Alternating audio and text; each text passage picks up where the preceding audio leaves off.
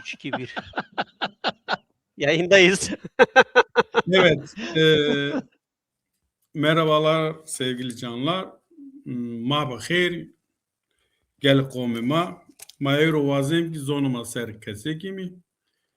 Bugün Zazaca diliyle ilgili sohbetimiz olacak. Zazaca dili UNESCO'dan dolayı biraz daha üzülerek söylüyoruz ki biten diller arasına giriyor Zazaca.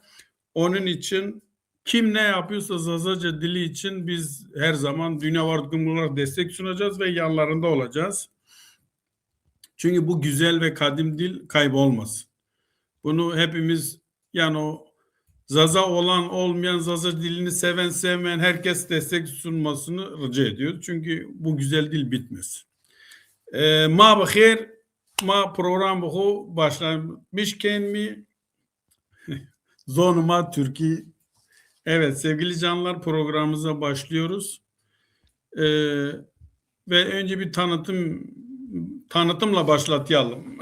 Hüseyin Can sıra sende bir kendi tanıt bizi. Ma bixêr de qomê ma ez dora xwe danan planê xwe peydik tay kar gurê est o ji virazen gekê Mesut ra Mesut Asmen Keskin emekdarê ma geko ez dora xwe dan penî Hesen bira tora pilê tamam ekî. Mera nem sere pilo vajme. Leo da desta o sifte o ver kero. Diego destran tanven. Nem ser çiğniyor. Namımı Hesen Rakasa, Türkçe Hasan Öztürk. Rakasanlıyım. Aynı bizim Reşan Teşan gibi. O yukarı Rakasan, ben aşağı Rakasan. Ya sorma. Ne o ki? Ya. 73 doğumluyum. Demek ki bayağı 50'yi geçmişim bu ara. Evliyim. İki tane çocuğum var. Bir kız bir oğlan. 80'den bu yana Almanya'da yaşıyorum. İşte burada okula gittim. Sonra işletme okudum. 25 senedir zaten o alanda çalışıyorum. Onun yanında da 20-25 sene oldu galiba dille ilgileniyorum. Yani bizim ana dilimizle ilgileniyorum. İşte dergi redaksiyonda yer aldım. Vuare, Tija Şodri gibi de dergilerle aslında büyüdümden dili öğrendim diyebilirim. 20 yaşından sonra ilgi sardı. Sonra YouTube, Yol TV'de 6 program bizim dilde yapmıştım vakti zamanında. İşte dil kursları verdim Köln ve civarında. Birkaç sene peş peşe. Son birkaç yıldır daha çok YouTube üzerinden işte content yaratmaya çalışıyoruz. Yani dil dersleri mesela yaptık. Aplikasyonlar yapıyoruz mesela internet üzerinden. Yani daha çok dilin gramerine ben ağırlık veriyorum. Yani edebiyata fazla girmiyorum. Daha çok işin teknik yönüne bakıyorum. Ya işte en büyük projemiz de 20-25 sene önce dil sözlük projesiydi. Onun bir eserini çıkardık geçen sene. Birazdan derinlemesine bu konuya gireceğiz zaten. Zazaca Türkçe sözlük. İşte şu arada da Türkçe Zazaca sözlük üzerinde çalışıyoruz. Yani onun tersini. Şu an için bu kadar yeter zannederim. Mesut Doratio. Son isma khair bu. İsma pür pya khair ami paynatın manama da hinami. İyi ki ma şirkeni iyi ki alaka musteni zonuma ju isma hazar bu. İyi ki zonuma seru gurinik ma pürnera. Rajime pür yani zaf sabeme ki her çıkake. Gencima vecini zon homu seni vair vecini ma hundik pemesa. Türkçe'ye mi geçelim? Yani ben Mesut Keskin Mara velat raz plemurira desimra devam azra Süleymanro Dersim Pülümür, Kuzey Pülümür'ün Süleymanuşağı köyündenim. Fakat köyde büyüme şansım olmadı. İstanbul'da doğdum ama 2 yaşıma basmadan gurbetçi çocuğu olarak Almanya'ya geldik. Burada yani hayatıma burada gözlerimi açtım sayılırım. Ben de sahibim Hasan gibi, Hasan Rakasa gibi 20 yaşımdan sonra ilgi göstermeye başladım dile. Yani önceden evde konuşuluyordu ama çok fazla çevremde konuşulmadığı için biraz pratikte eksiklik vardı ama onu gidermeye çalışıyoruz işte o zamandan beri. Kendim 93'te başladı. 94'ten sonra yoğunluk kazandı Vare dergisinin redaksiyonuna da katılmakla birlikte. O aralar şimdi sonra şeyden de bahsedeceğiz, seminerlerden de bahsedeceğiz. Frankfurt Goethe Üniversitesi'nde karşılaştırma Hint-Avrupa dil biliminden mezunum. Çalışmalarım genelde Zazaca üzerine ve Zazaca ile de akraba olan Kürtçe, Farsça ve diğer İrani diller üzerine. Zazaca'nın kökeniyle, etimolojisiyle de ilgileniyorum. Standartizasyonu üzerine, diyalektolojisi, lehçe ve şive yapısı üzerine. 99'da zannedersem amatör olarak ilk Zazaca dersi derneklerde vermeye başladım ama sonra üniversitede de hem dil dersi vermeye başladım hem de dil bilimsel açıdan da gramer dersi de vermeye başladım. 2002'de kurduğumuz, 2004'te resmiyet kazanan Zazaki Enstitüsü, Zaza Dil Enstitüsü'nün kurucu üyelerindenim. Dersim Frankfurt'ta, Darmstadt şehrindeki Bono Kulture Diyesimi'nin kurucu üyelerindenim. 2000'de kuruldu. Sonra sonraki yıllarda Frankfurt Cemaat-i Zazağana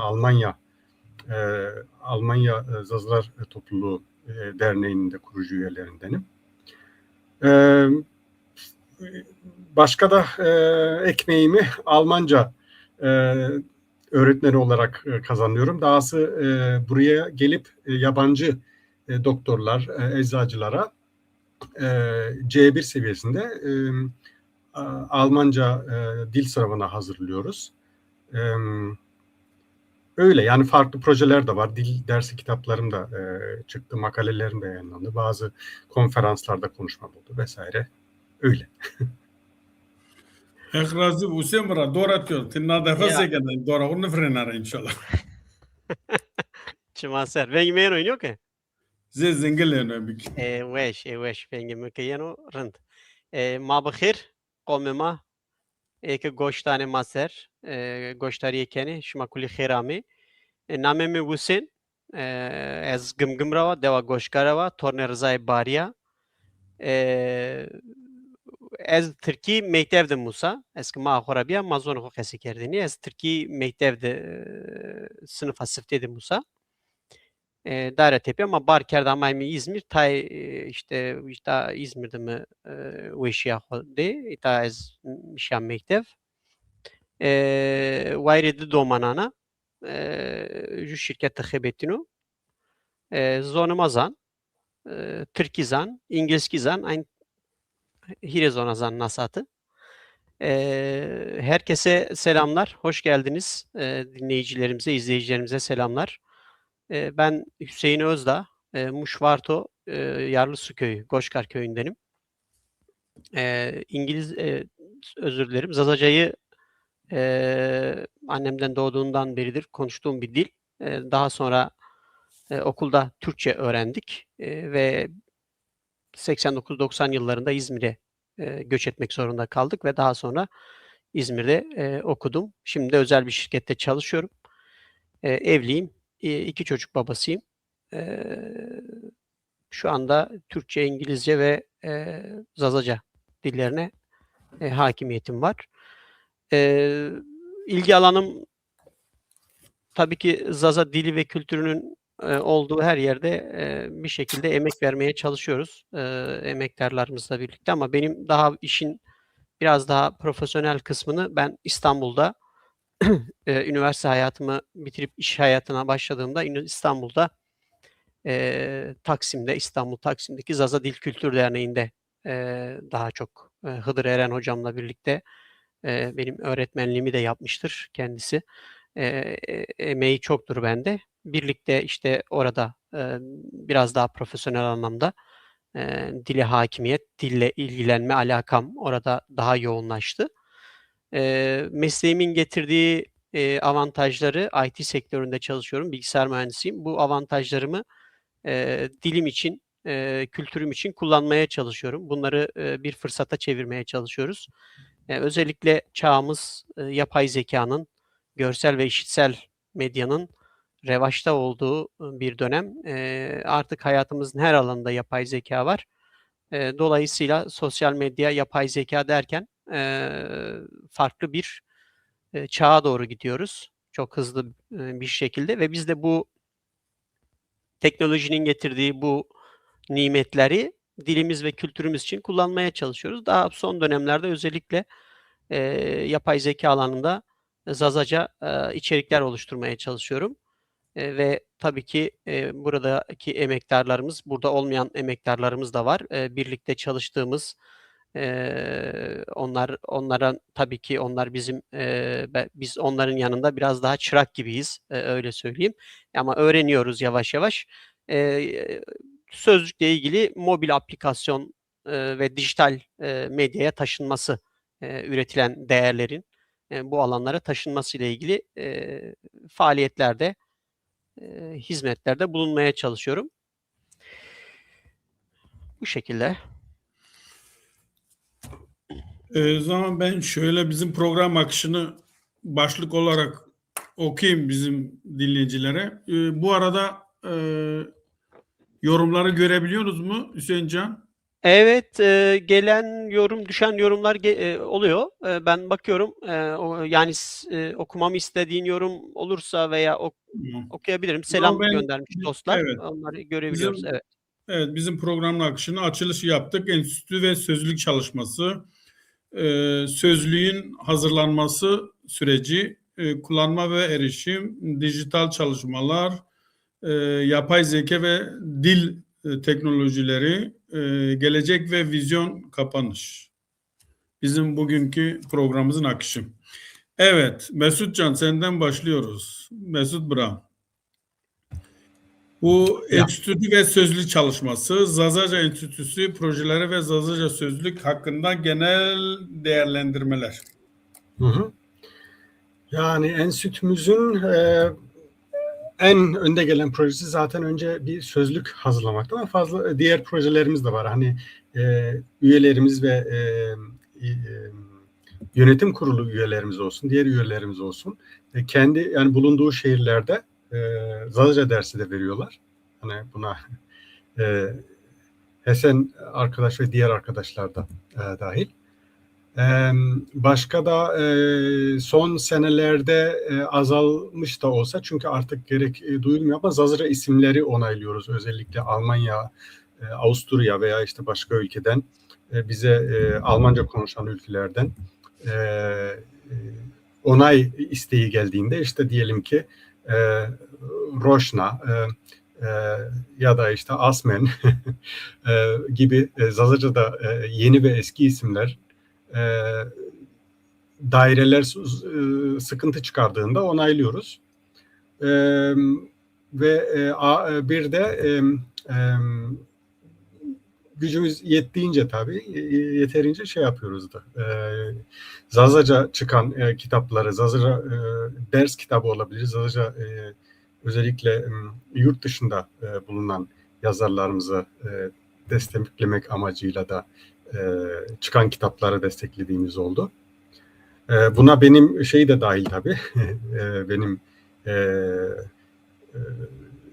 Verein Schweiz Dersim Basel Basel'deki Dersim Derneği'nin projesiyle birlikte işte Tevfik abi ve diğerleri Aysel Kantar ve diğer arkadaşların inisiyatifiyle de çıkan 3-4 proje oldu. Orada da birlikte çalışmamız oldu. Sözlük hakkında sözlük projesi zaten sonradan ya da birleştirebiliriz aslında bu soruyu. Hani bu sözlük hazırlama fikri nasıl ortaya çıktı? Bunun aslında bir evveliyatı var. 90'ların ortasından beri bir seminerler oluyordu yılda 2'de bir Almanya'da. Zazaca üzerine dil bilimcilerle birlikte. O zaman da hani Jacobson olsun veya Wave kitabı etkinliklerinde de olsun dil bilimcileri, Zazaca üzerine çalışma yapan dil bilimcileri de çağrılıp konuşturuluyordu. Bizim dil bilimciler de geliyordu. İşte Jacobson olsun, rahmetli Mary Crandall olsun, Zülfü Selcan Hoca olsun, diğer yazarlar olsun. Senede dediğim gibi çoğu zaman Almanya'da, bazen işte İsveç'te de toplandıkları oluyordu. Ama İsveç, Hollanda, Fransa, İsviçre'den de gelen arkadaşlar oluyordu ve Zazacan'ın yazımı üzerine, yani imla üzerine tartışmalar oluyordu. Neyse ki sonra 2000 yılında, 99 ve 2000 yılında ondan önce zaten fikri vardı, bir sözlük çıkarma. Ondan önce de sözlükler de çıkmıştı tabii. Fakat bu sözlüğün farkı bütün, yani sonradan zaten ben de arkadaşlarla değineceğiz. Farkı şeydi zaten. Bütün oraya gelen, seminere gelen işte arkadaşlar da Siverek, Çermik, Varto, Erzincan, Dersim, Elazığ vesaire, Sivas, Zara vesaire, o yörelerden gelen arkadaşlardan da, bütün arkadaşların çalışmasıyla birlikte, derlemeleriyle birlikte tüm mümkün olduğunca tüm yöreleri kapsayan bir sözlük, büyük bir sözlük çıkarmaktı. Neticede yani biraz uzun da sürdü. Çünkü sonra istatistik bilgileri zaten Musayip Hasan verecek. İlk gördüğünüz gibi, görüntüde gördüğünüz gibi ilk cildi Zazaca'dan Türkçe'ye olan cildi çıkardık, yaklaşık 900 sayfa. Diğeri üzerine çalışmaktayız. Yani daha bitmiş bir proje değil. Yani kısacası öyle diyelim. Yani buna farklı yani seminerler de devam etti. Fakat arada sadece sözlük içinde görüşmeler, buluşmalar oldu. Yani redaksiyon, çekirdek redaksiyon olsun, diğer derleyen arkadaşlar olsun. Bir şekilde hani sonra çıkarmayı başardık ve bunun sonrası da var. Yani ona Hüseyin arkadaşlar ve Hasan arkadaşlar değinecek. İyi. Böyle kısacası. Brayesen, bu Zazaca sözlük daha önce de çıkan birkaç tane sözlük var. Bunlar ve şimdiki Zazaca sözlük hakkında var mı bir değişiklik, ya da bu, yani sen fikrini alalım bu sözlük hakkında. Esen Vengeno. Hasan muttasın. Hasan hocam muttasın. Sesin kapalı Hasan. Canım sesin kapalı. Esen Vengi mikrofonu koyak, mikrofonu ko.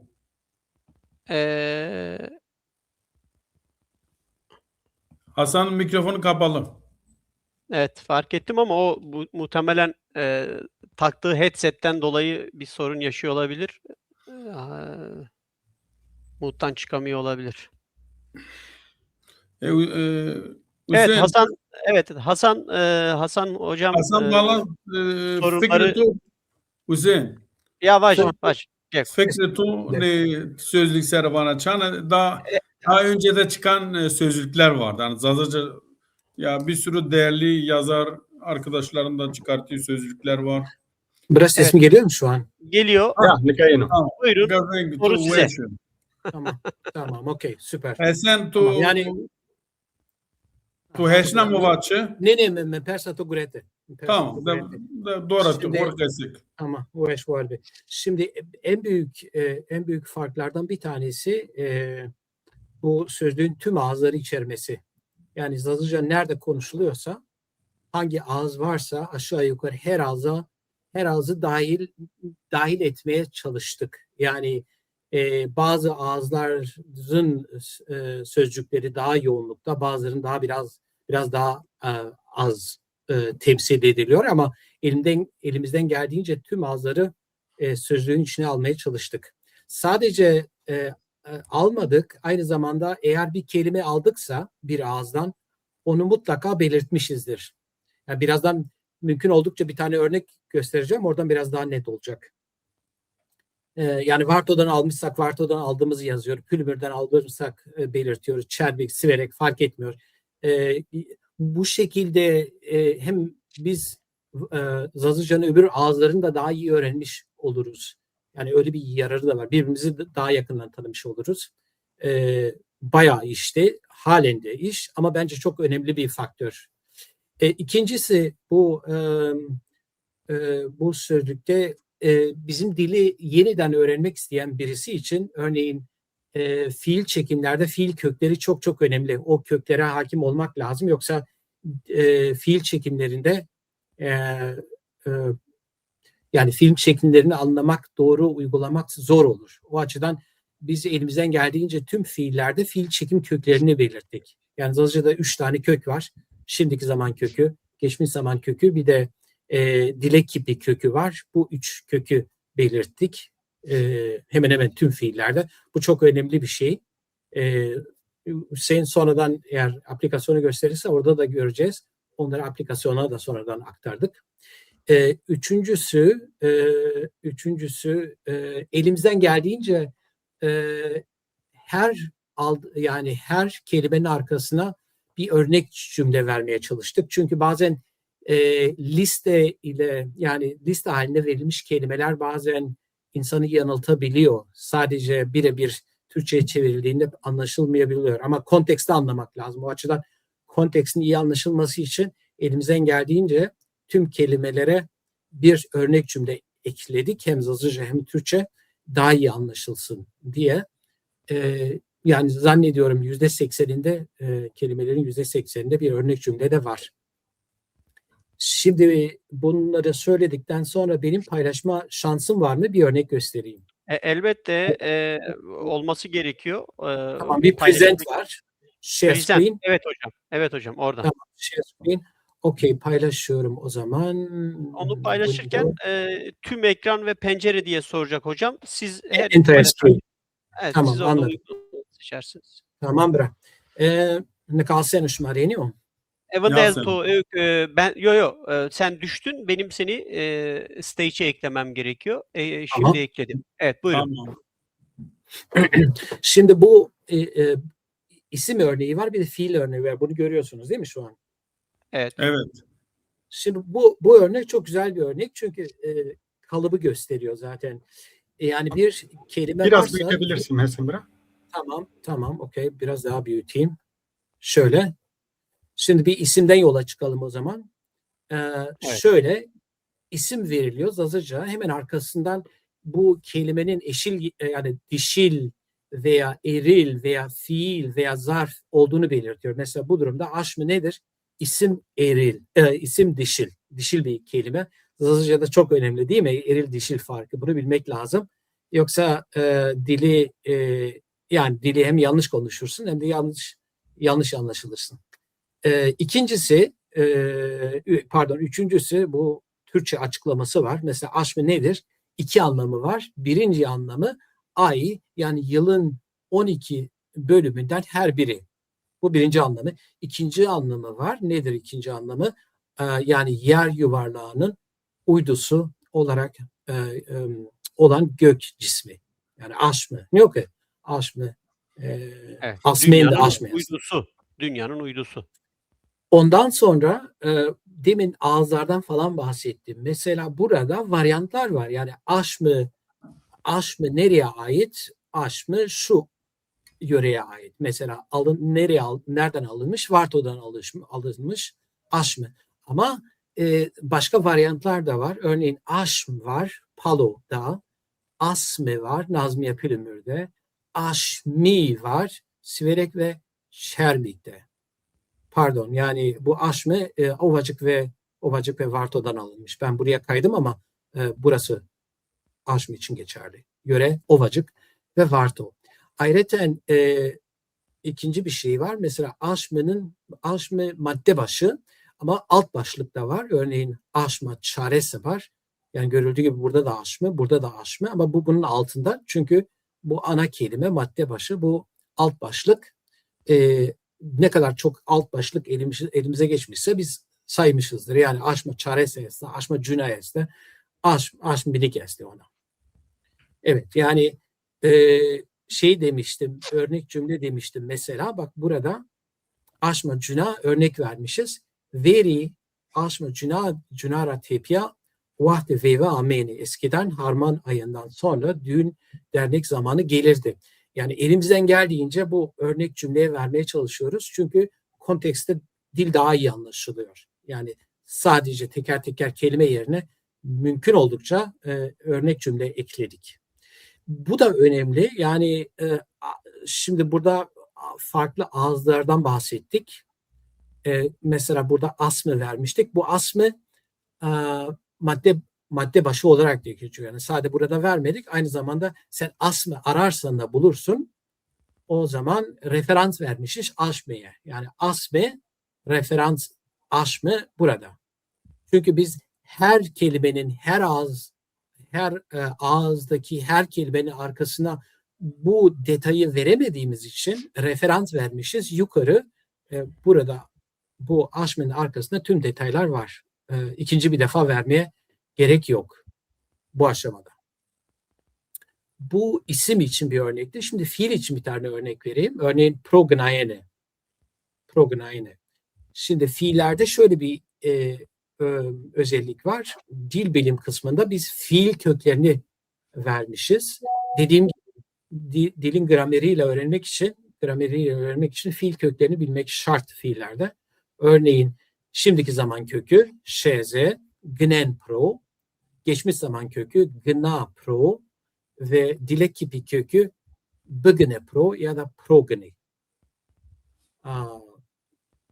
Ondan sonraki şeyler, kategoriler zaten bilindik gibi. Yani bu kelime türü işte geçişsiz fiil, Türkçe tercümesi örnek cümle, örnek cümlenin Türkçesi ve Zazacası. Sonra ikinci anlamı yine örnek cümle, Türkçesi ve Zazacası.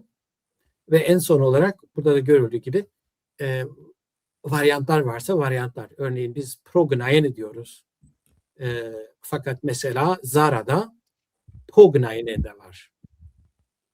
Evet. Zannedersem bu örnek biraz sözlüğün yapısını, mantığını biraz tarif ediyor ve ana özelliklerini de bence güzel yansıtıyor.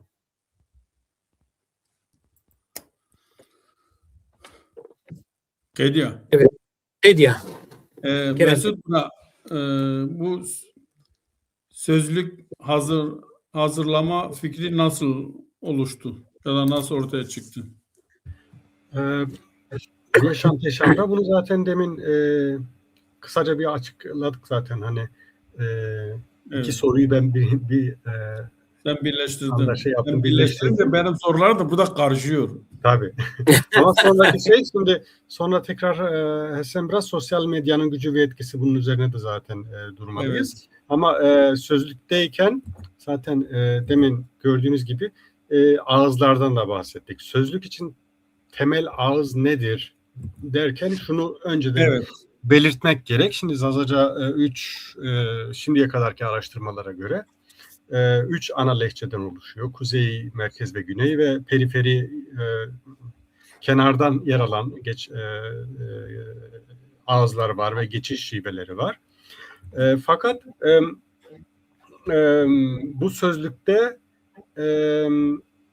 bir standart baz alınmadı. Hani bir ağız baz alınmak zorundaydı. Teknik nedenden ötürü. Bu standart anlamına gelmiyor.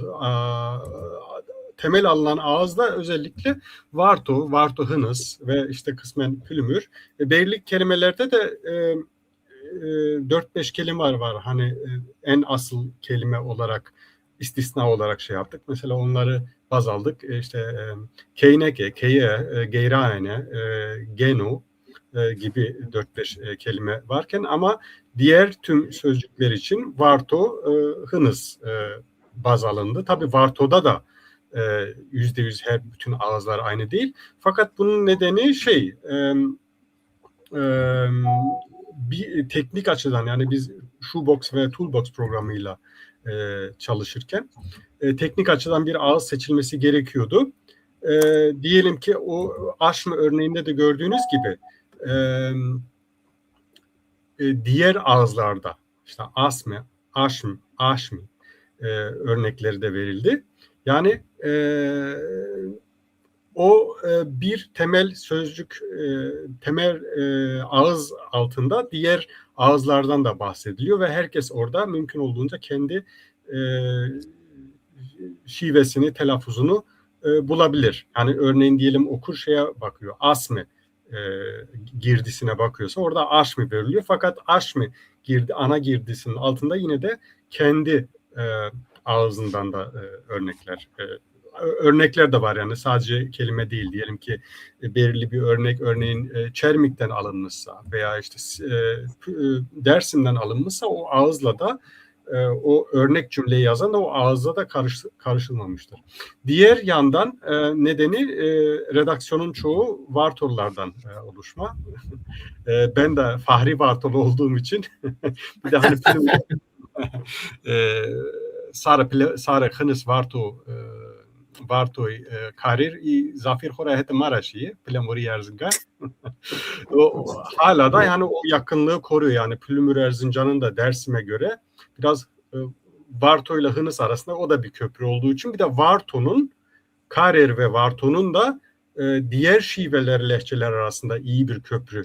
Anlaşma konusunda da hani bizim tecrübe olarak da söylüyoruz bunu. Anlaşma işlevi gördüğü için o da bir nedendi. Yoksa hani bir standart oluşturmak gibi bu sözlüğün öyle bir iddiası yok ve işte diyelim ki Varto örneğinin ya da işte diyelim ki bazı şeylerde olarak Plümür'de olabilir veya işte Karir olabilir. Onun altında yazılan sözcüklerin ona ait ya da onun bir varyantı olduğu anlamına gelmiyor. Yani burada sözcüklerin kökeni üzerine durmadığımız gibi bir standart ağız oluşturma misyonu da yoktur bu sözlüğün. Tabii ki benim doktora tezimin konusu ayrı. O standart bir yazı dili oluşturma konsepti üzerine kurulu. Fakat 80'lerin ortasında ilkin Zazaca dergiler, Zazaca dergi olarak yani bu dilin dil olduğunu ve özellikle de tehlikede bulunduğunu, gittikçe azaldığını, konuşulmadığını, baskı altında olduğunu, onun farkına vararak Zazaca'yı korumak için özellikle Zazaca'yı programına alan dergi geleneğinden bahsediyorum. İşte Ayre, Piavare, Raş diye, Zaza Press, Çime, Kormuşkan vesaire. Orada bir yazı geleneği, oradaki yazı geleneği zaten herkesin kendi ağzında, kendi yöresinde yazdığı bir yazı geleneği oluştu.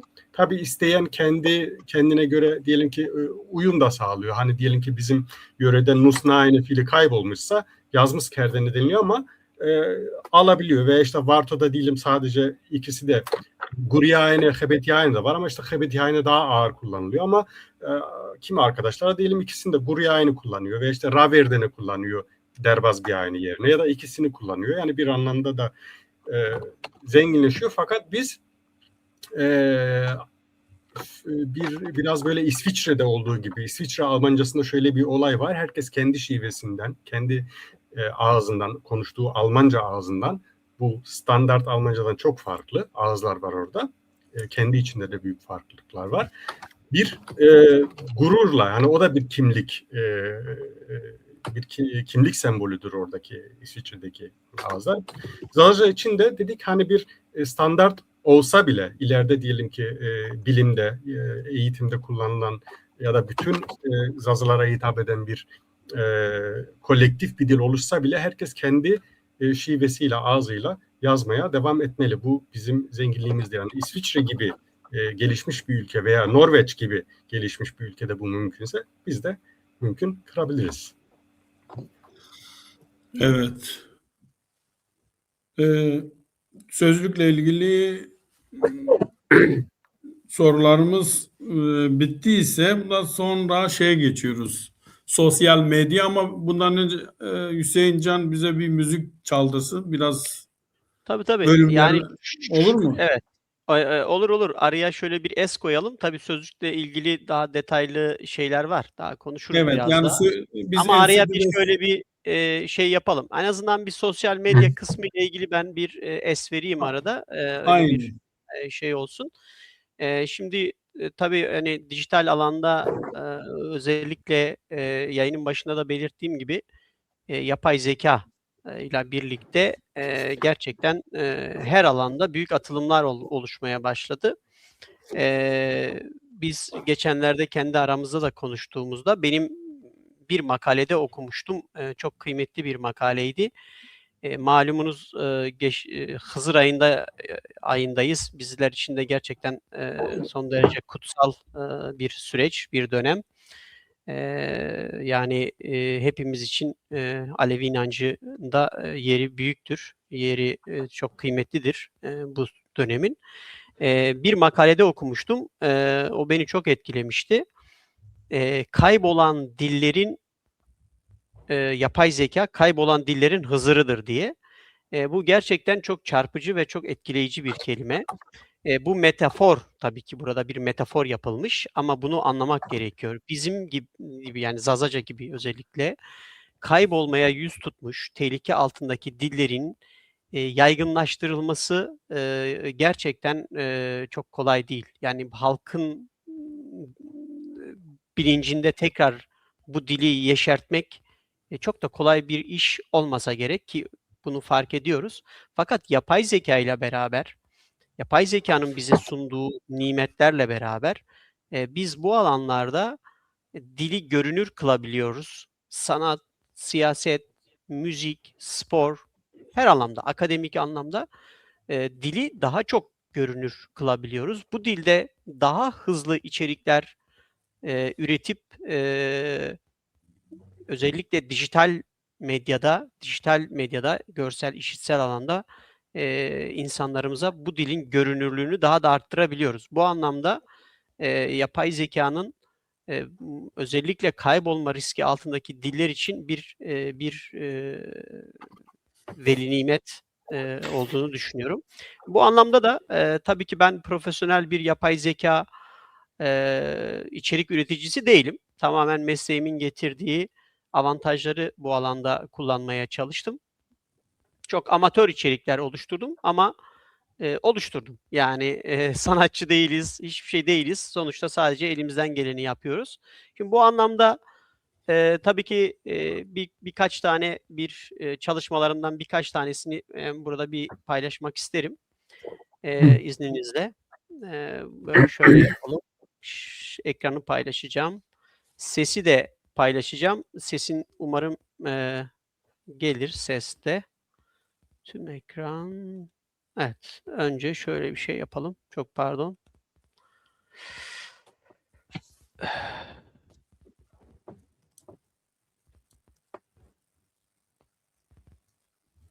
Evet. Bir teknik sorunla karşı karşıyayız. Normaldir. Elimizden olmayan nedenlerden dolayı sizden özür dileriz. Bugün fazlaca yaşadığımız teknik sorunlar. Evet. Evet, bu arada enstitü ve sözlük çalışmasıyla ilgili sorularımız bitti. Yapay zeka müziğinden sonra sözlük hazırlanması süreci ve sosyal medyanın gücüyle ilgili konuşacağız. Şöyle ekran paylaştım ama ekranım geldi mi acaba? Biz bir şey görmüyoruz. Evet, göremezsiniz. Yok, Çünkü ama istersen sen Hüseyin Bey halledene kadar tamam. Böyle. Hı. Bir şey çıkıyor. Şu an görüyorsunuz ama değil mi ekranımı? Görüyoruz ama bir tane seç işte. Yok yapacağız. Bakalım ses geliyor mu onu da şey yapalım. Kaydet. Ses geliyor mu size? Müzik çalmıyor ki ses gelsin. Birisini oynat bakalım. Şu an için bir şey yok. Gelmiyor mu ses? Vallahi yok. Hızır bu ne? Hayır. Peygamber bu ne? Aslında oynatıyorum ama sesin Ya oynatıyorsan bize bir şey yansımıyor. Yani. Evet. Anlıyorum. Olabilir. Halledeceğiz. Problem yoktur. Problem var da problemi çözeceğiz inşallah. Ya ne yapalım? O senin venge toygulaşıyor. Kesken tabi venge homarvacı. Ne. Cio da yani ne ben o. Değil mi? Ya Grebi de o linki arkadaş sen belki yorum bölümüne atabilirsin. Evet, aslında benim ya ben aslında neden paylaşamadım anlayamadım. Benim bu yetkim var ama tabii ki niye böyle oldu? Şöyle yapalım. Ben başka bir kısımla devam edeyim. O kısma geleceğim. Olur mu? Şöyle yapalım. Siz konuşurken ben o sorunu çözmeye O zaman- çalışacağım. Ama Evet, o zaman şuradan bağlayalım. Şöyle Şuradan yapalım. bağlayalım. Hocam, Buyur Hüseyin'cim. çok pardon. Pası bana atmışken ben burayı şey yapayım. En azından bizler bu sözlük çalışması Zazaca Enstitüsü, Frankfurt Zazaca Enstitüsü'ndeki emektarlarımızın üzerinde yıllarca çalıştığı ve yaklaşık yani 850 sayfalık bir sözlük vardı. Fakat tabii ki günümüzde dijital medya ve veriye hızlı ulaşmak çok kritik bir konu. Dolayısıyla bizler de bu sözlüğü acaba daha hızlı şekilde insanların ulaşabileceği, insanların cebine nasıl bunu koyabiliriz diye düşündük ve biz de İzmir'de birkaç kişi bu işe gönül veren arkadaşlar olarak biz bir uygulama yazdık sözlüğümüze. Yani Kesebende Zazaki sözlüğünü içerisindeki veriyi baz alan içerikler, bir mobil uygulama hazırladık. Şimdi önce şunları bir göstereyim sizlere hızlı bir şekilde. Şu an evet pencere şurada paylaşacağım şimdi. Şimdi birinci şu ekranımı gördüğünüzü düşünüyorum. Öncelikle bizim hazırladığımız mobil uygulama ekran gelmedi Sonunda değil mi? Ekran pardon bir saniye eklenmemiş olabilir. Hemen stage'im. Evet. Evet. Tamam, şimdi Bir geldi saniye. gitti. Gelecek bir saniye. Şimdi gelecek merak etmeyin. Evet. Biraz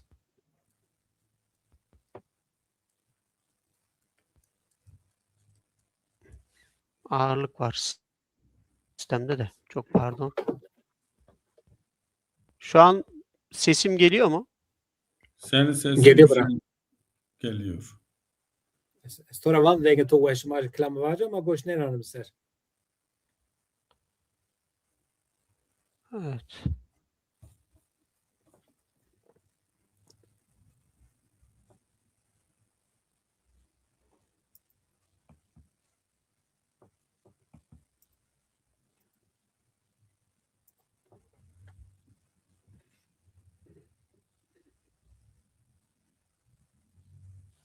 Ses açık ama bir şey duyamıyoruz. Evet. Şu an senkron muyuz? Sesim geliyor mu? Evet. Senin sesin geliyor Hüseyincan. Alo. Efendim? Geliyor bırak. Tamam. Çok güzel. Biraz bekleyelim. Bir senkronizasyon problemi oldu. İnternette bir anormallik var. Şu an ekran paylaş. Evet, Zazaca sözlük görüyoruz ekranda. Evet. Hüseyincan. Peki şu an ekranda aslında Zazaca sözlüğün Apple Store'daki şeyini. Alo. Senin sesin de gitti Hüseyincan. Duyuyor musun bizi?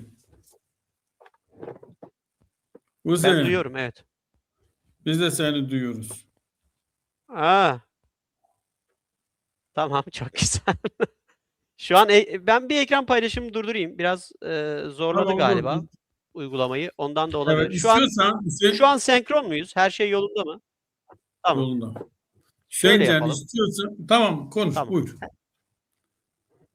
Evet, Yani evet. şu Şimdi her şey sözlüğün yolundaysa- hazırlanması, evet, şu sosyal medya ile ilgili ve sosyal medyanın gücüyle ilgili Facebook, WhatsApp, Instagram, TikTok, YouTube vesaire bu konuyla ilgili sözü Hasan Buraya verecektim. Tabii Sen de siz bu arada başlayın. Ben şu sen de bu arada arka planda bir çalışmanı yap. Sen Tamam. bir şey hazırlanan de biz hemen kesiyoruz, müziğe geçiyoruz. Ama benim onu yapabilmem için sizi bölmem lazım. Çünkü ekranı paylaşmak gerekiyor. Ya Bence böyle bir şey olmaz mı? Biz zaten böyle parçalar yönetmişiz. tamam. Okey. Teşekkürler.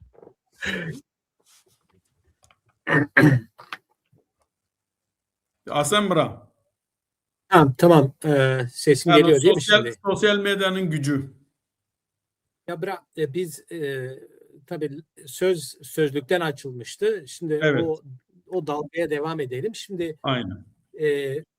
biz bu tür sözlükleri hazırlarken normalde birkaç tane kaynak var değil mi? Mesela biz yıllarca örneğin arkadaşlardan topladığımız listeler vardı. Sonra bizim büyüklerden sorduğumuz, her gün topladığımız kelimeler vardı. Sonra kitaplar çıktı, dergiler çıktı, başka sözlükler çıktı. Onları derledik, toparladık. Fakat biz bunu yıllarca yaptık. Sonra bu sosyal medya, özellikle Facebook meydana çıktıktan sonra fark ettik. Halen keşfetmediğimiz bir ton şey var, kelime var. Yani farklı ağızlardan varyantlar var değerli olan. Biz 2011'de Facebook'ta bir tane grup kuruldu. Bu Çekuya grubu. Bu grupta yani kaç senedir var? 2011, 15 senedir var. 15 sene boyunca bir ton kelime orada toplandı. Sonra elimizden geldiği kadarıyla bu sözcükleri biz bir program yazdık. Bu programdan bu sözcükleri belirli periyodlarla indirdik ve sözlüğümüze dahil ettik. Yani bir şey olarak düşünmek lazım. Yani sosyal medyanın öyle bir avantajı var. Eğer paylaşılan kelimelere ulaşabiliyorsan ve ulaştıktan sonra onları derleyebiliyorsan, yani bunun için de biraz lazım tabii. Biraz bilgisayardan, biraz kodlamadan vesaire haberdar olmak lazım. Eğer bunlara vakıfsan çok iyi yani yaptığın işe çok büyük bir yarar sağlıyor. Özellikle bizim kelime toplama, kelime derleme konusunda bize çok büyük bir yararı oldu bu sosyal medya paylaşımları ve dolayısıyla en nihayetinde sözlük çok daha zengin oldu bundan dolayı. Yani tabii başka da avantajları var sosyal medyanın. Yani Usembra'nın şimdi bize açmaya çalıştığı video gibi dilin gelişmesinde, dilin halka ulaşmasında çok büyük bir yararı var. Yani geri gidelim böyle 2000 yılların başına ya da 1990'ların başına, daha internet falan yokken, yani bizim dilimizde yazılan kitap yoktu. Olsa da biz ulaşamıyorduk. Şimdi o sorunlar yok. Yani yeterince kaynak var, yeterince imkan var. Sosyal medya vasıtasıyla biz dilimizi dünyanın her tarafından birbirimize paylaşabiliyoruz. Yani bu imkanlardan yararlanırsak dilimizin gelişmesinde, yani kaybolmasından bahsetmiyorum, gelişmesine çok büyük bir yararı olacak. Şu an olduğu gibi. Zannederim bu kadarı Evet. yeter. Söz Asmen Can. Sözlük için seçilen temel ağız nedir? Onu sonraki demek istediğiniz Zazaca sözlüğünün Allah yenilendi. hazırladığınız Pardon. hazırlanan Pardon. Sözlüğün hazırlanması süreci, biz şimdi bu bölümdeyiz ya. Hı. Sözlük için seçilen temel ağız nedir? Sözlük hangi alfabe kullandınız? Neden? Evet. Bu iki sorum sana. Sözlük için temel ağzı zaten demin konuşmuştuk. Evet, konuştunuz, doğrudur. Bir Ama işte çözüm olarak Varto, Hınıs ve kısmen Pülümür, Erzincan diyelim temel alındı, ama bu bir standart değil de sadece bir teknik çözüm olarak görmek lazım. Fakat kullanılan alfabe 80'lerin ortasından beri dergi geleneğiyle, Avrupa'daki dergi geleneğiyle kullanılan alfabe vardı. Kimi yazarlar Kürtçeden, yani Kurmancı Kuzey Kürtçesinden devraldığı alfabe var, Bedirhan alfabesi.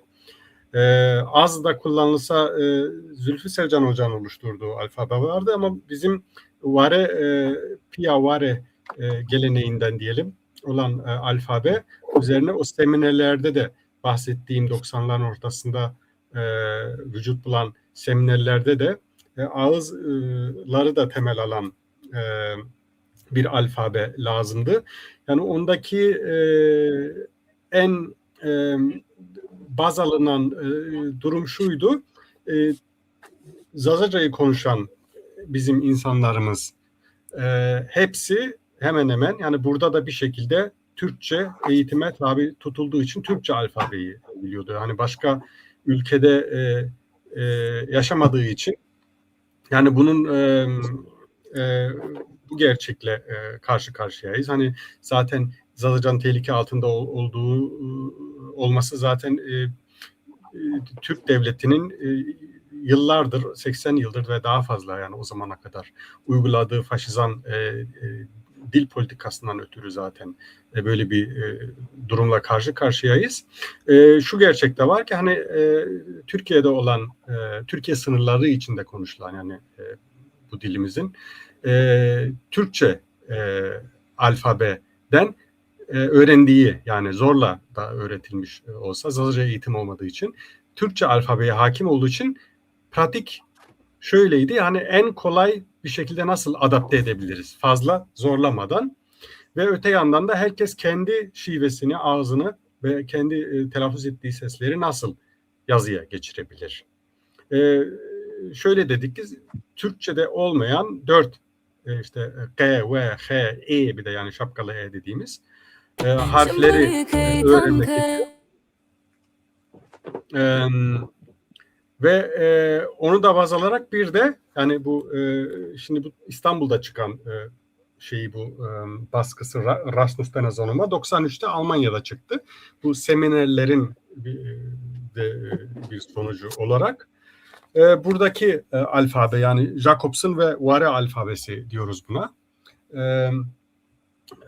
O temel alındı ve yani her şimdiye kadar ister Kuzey Zazacası olsun, ister Dersim, Erzincan ağzında, Hınıs, Tekman'da da olan CC sesleri olsun, ona bir çözüm getiren, işte soluksuz telaffuz, Kuzey Zazacası'nda soluksuz telaffuz edilen patlamalı sesler olsun, K, E, T, Ç, yani Cem, Çelik, Deyir, Galık, Bons gibi sesleri. Çünkü bunlar önemli bir dilde de önemli bir fark ortaya koyuyor. Diğer seslerden ayırt edebilmek için. Mesela gal ile kal, yani biri yaşlı, diğeri çi anlamına gelen.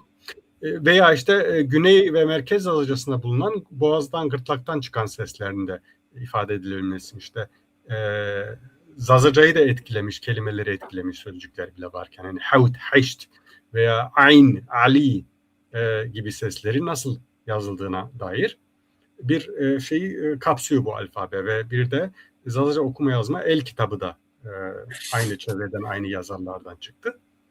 Ve o baz alındı ve bunun dışında benim de zaten bu Zazaca'daki alfabe sorunsalı temel alan bir 2011'de hem Bingöl Üniversitesi'ndeki Zaza Dili Sempozyumunda da sunduğum makale olarak da internette ulaşılabilir. Zazaca sorunsalına ya da Zazaca'daki alfabe sorunu diye 2011 senesinde çıkan bir makalem de var zaten. Öyle bir de zannedersem ben sözlüğün hazırlama sürecindeki soruları yanıtladım. Evet. Doğru unca todara Sembra. Ya. Evet. Ben bu arada hazırım. Hazırsan Olmadan. Evet. Cencan, doğru Hek nezer maker mahim vacim şey. Nezer Puç. Ya himbu. Allah Allah. Nika o şimdi şöyle evet, yapay zekayla evet birçok şey yaptık. nasıl söyleyelim, tekerleme, bilmece, müzik yapmaya çalıştık. Şimdi bunlarla ilgili ben bir tanesini önce bir sizlerle paylaşayım. Daha sonra mobil uygulama hakkında konuşmak isteriz. Orası önemli bir konu. Ama yapay zekada neler yaptık? Bunları izninizle bir iki tanesini sizinle paylaşmak istiyorum. Paylaşacaklarımdan bir tanesi sevgili Haydar Şahin'in aslında herkesçe de çok bilinen bir parçasıydı. Eremelli. Daha önce farklı gruplar, yani Çarneva söylemişti, Yılmaz Çelik söylemişti. Biz de Haydar Şahin abiden izin alarak bu parçayı biraz daha değişik bir yaklaşımla tekrar derledik. Buradaki izleyeceğiniz parçadaki bütün görseller, yaratılan müzik, vokalist hepsi tamamen yapay zekanın bizler tarafından eğitilmesiyle oluşuyor. Bizler tarafından yön verilmesiyle oluştu. Buradaki şiir, tekrar belirteyim, Haydar Şahin'in. Ben şimdi açıyorum. Bilmiyorum ses geliyor mu? Bakalım. Geliyor mu ses? Geliyor, Geliyor değil mi? Sen Hadi kapat. izleyelim bunu. Hadi izleyelim bunu. Biraz izleyelim. Devam edelim. Çımburi kaytan kalemi, çımburi kaytan kalemi. Nere melli melli melli. Çımburi kaytan kalemi, çımburi kaytan kalemi. Melamamı khosanen ara Leserinde ketadana Navana dotrayena Melamamı khosanen ara Leserinde ketadana Navana dotrayena Nere melli melli melli Çımburi kaytan kalemi Çımburi kaytan kalemi Nere melli melli melli Çımburi kaytan kalemi Çımburi kaytan kalemi.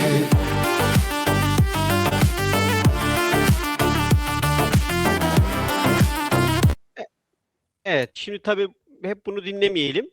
Bir iki bir şey daha göstermek istiyorum. Bu tadım, yani zaten profilde var, arkadaşlar oradan bakabilirler. Bu bir mesela bunun dışında neler ne tarz şeyler yaptık, hemen hızlıca bir iki tane daha göstereyim. Bu arada senkronizasyonda bir sorun oluyor mu? Müziğin sesi size ulaşıyor değil mi? Var biraz. Biraz. Ufak Az tefek var, biraz evet, bence de problemli. internetin, Hı. evet. Yani burada amacımız zaten, hani zaten profilde bunlar var. Arkadaşlarımız istediği zaman izleyebilir, Hı. bakabilirler. Ben özellikle burada birkaç bir şey daha göstermek istiyorum. Bir saniyenizi rica ediyorum. Şöyle, evet. Mesela şurada da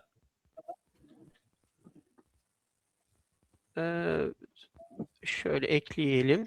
مالی چه شاری بیه هاری تو خپنه نبنه کنه کنج کتاری دستر زنه شالندیا تو شکنه نمیانه باری. Evet, burada da aslında bizim çocukluğumuzda, değil mi? Yani bilmiyorum, benim için değeri çok yüksek bir tekerleme. Ben bunu çocukluğumda yani sürekli söylerdik biz bunları ve ben bunu yine bir tesadüf üzeri sevgili Eli Bra ve Hal Çerker'in aracılığıyla ben ulaşmıştım. Kendilerinin çok güzel yıllar önce yazdıkları Klame Domana diye bir kitap vardı. Onu da paylaşmıştım. Herkesin o kitabı da okumasını tavsiye ederim. Orada böyle bizim çocukluğumuzdaki tekerlemelerdi bunlar. Bunları işte yapay zeka desteğiyle hem görsel hem işitsel anlamda tekrar yeni kuşaklara taşımaya çalıştık. Yani burada bir tekerleme örneği verdim, bir müzik örneği verdim, bir tane de bilmece örneği vermek istiyorum. Özellikle bir dönem onlarla da onlar üzerinde de çalışma yapmıştık, bilmeceler üzerine. Onlardan da şöyle bir tane açayım.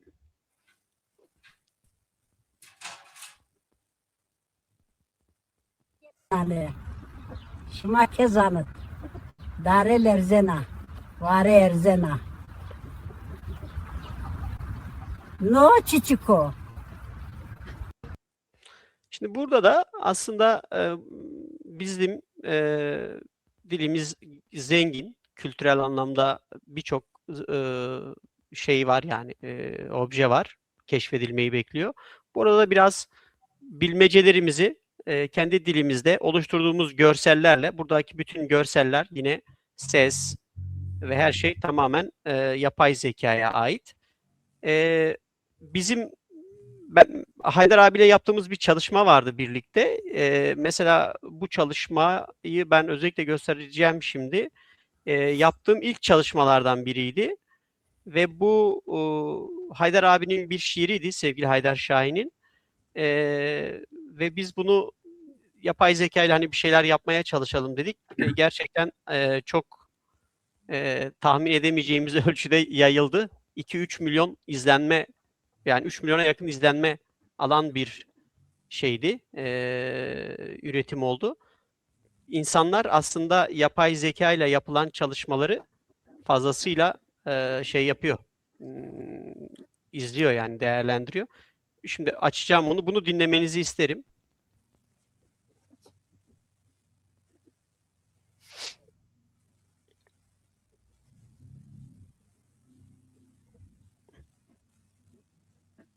Ayena Akerinde kal Wakerinde kal Weskerinde kal Jena wa natra sona Mıpıreznena Mıkevesnena Mıkekişena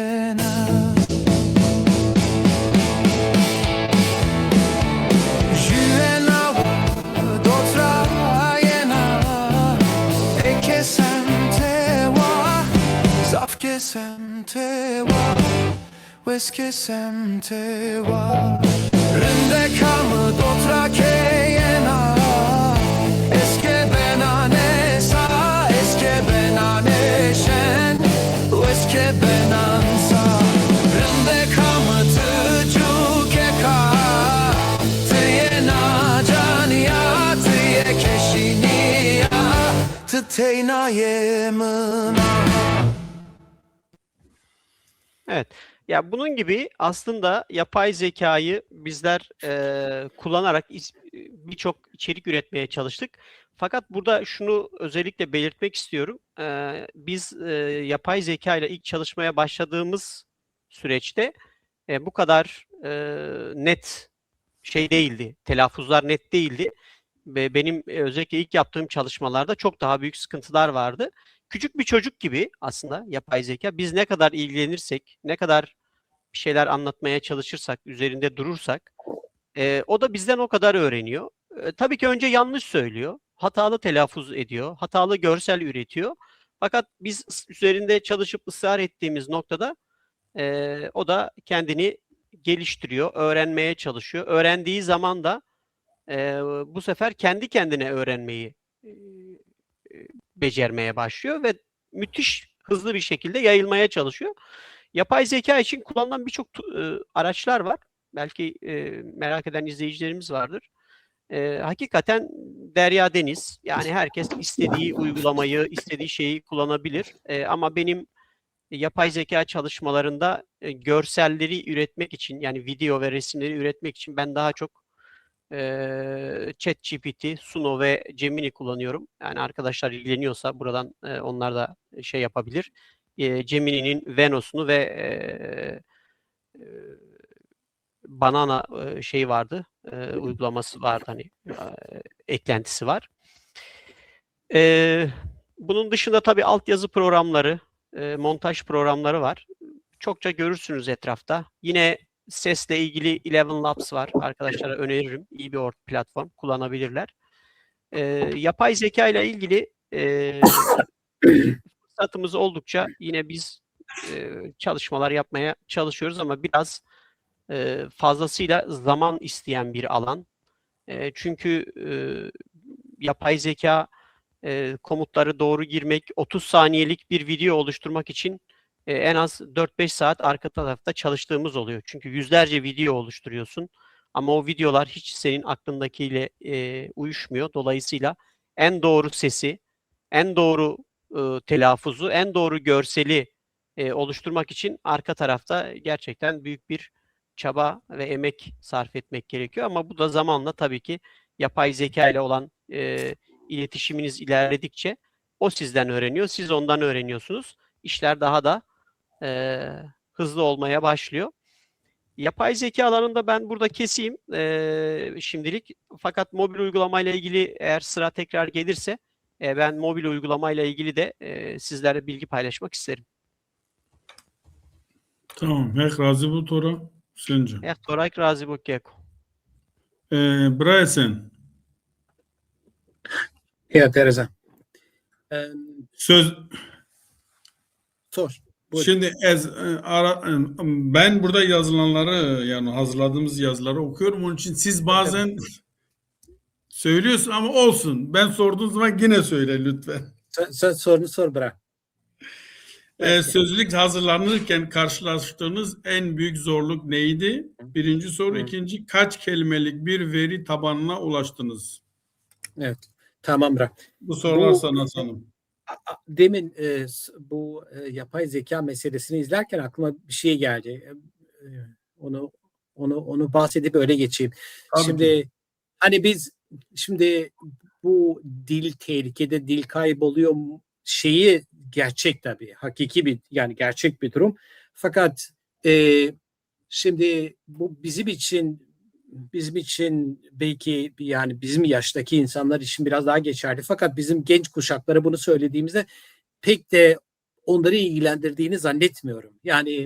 Yani şöyle demek lazım belki de. Dili biz nasıl sempatik kılabiliriz? Yani dil kayıp olup olmamasından ziyade dili nasıl sevdirebiliriz? Nasıl dilin prestijini nasıl artırabiliriz? Bence bu çok önemli gençler için. İşte bu sosyal medya ve özellikle yapay zeka meselesi burada bence çok önemli bir yer alıyor. Yani biz ürettiğimiz içeriklerle onları kazanabiliriz. Dili sempatik kılarak, dili ulaşılabilir kılarak, dilin prestijini artırarak. Mesela benim gördüğüm videolar çok güzeldi, çok profesyoneldi. Yani telaffuzu gide gide düzeliyor. Başlardaki gibi değil. Yani telaffuzu da müziği de gerçekten rock da var, başka janrlar da var. Yani ben imkanları çok fazla yapay zekanın. Dolayısıyla onu araç olarak kullanmak lazım. Yani bence özellikle yeni kuşaklara ulaşmak için bence çok etkili bir araç. Zaten bunu yapıyorsun Hüseyin. Bence bu yolda devam etmek lazım. Şimdi gelelim senin soruna bırak. Bizim demin laf açıldı. 20 senedir sözlük üzerinde çalışıyoruz. Kardeşim o kadar uzun olur mu yani? Siz 20 sene boyunca ne yaptınız?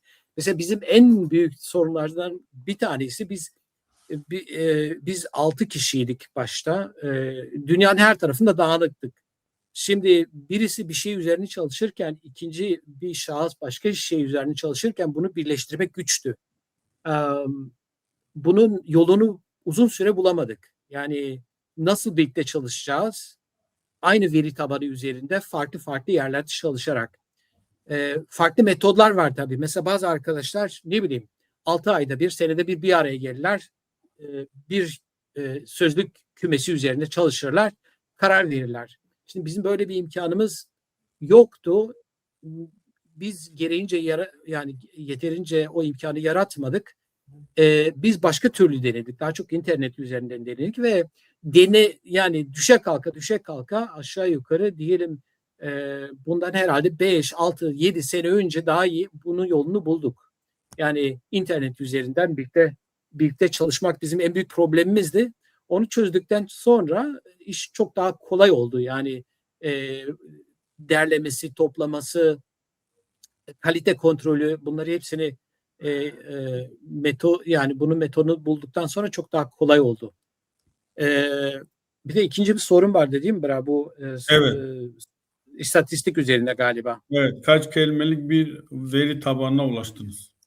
Evet, şimdi bu çıkmış olan sözlükte toplam 33 bin, hemen hemen 34 bine yakın kelime bulunuyor.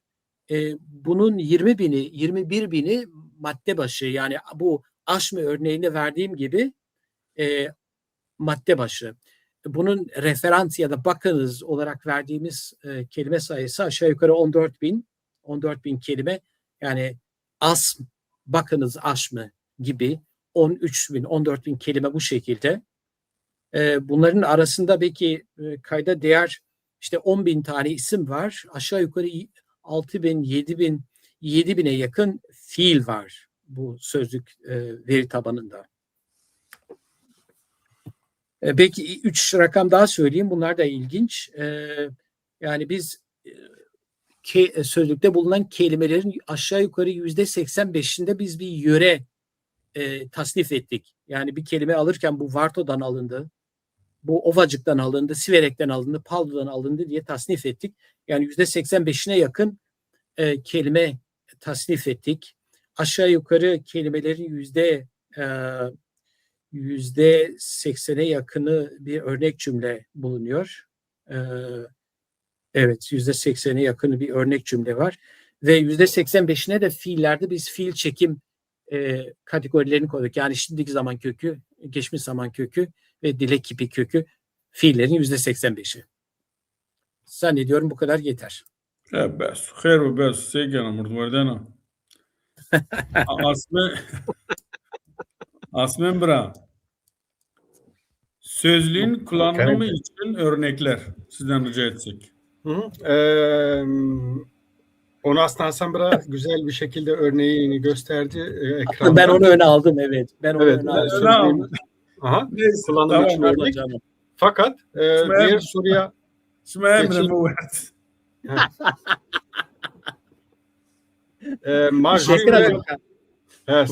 Cevreso Majiju Juma Cevreso. Cemeklerleri de var ya. Bu sözlük kimler için hazırlandı? Ya normalde bir sözlük insan temin ettiğinde hani yabancı dil, bir yabancı dili öğrenmek için. Bizim toplumda dahası Türkçe okula tabi tutulmuş, Türkçe eğitim sistemine tabi tutulmuş insanlar kendi diline yabancılaşmış bir duruma düştü birçoğu.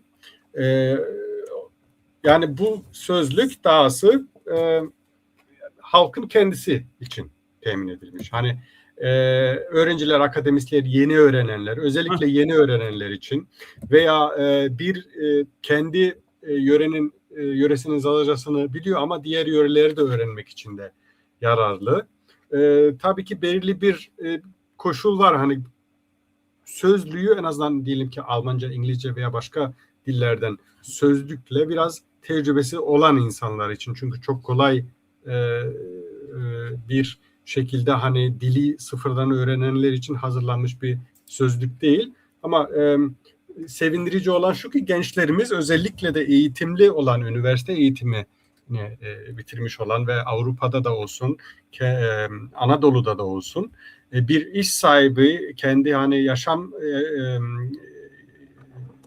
yani dili gökhen, idareken uyuyor ki şikino kendi hayatını kendini idare edebilen özellikle insanlarımız, eğitimli insanlarımız, üniversite veya hatta akademik alanda çalışan gençlerimizin de ilgi duyması çok sevindirici. Hani zonuma da veren anlamavatına yani şerotirki bunu zonuma verhu kenumer sekenu falan ama özellikle okuyan insanlarımızı da farklı yani İngilizce, Almanca veya diğer dilleri de öğrenmiş olmasına rağmen o eksikliği hissediyorlar. Yani ruhunu, kendini yani bir ana dilinin olmaması asıl ana dili olarak gördüklerini onlar için bir eksiklik ifade ediyor.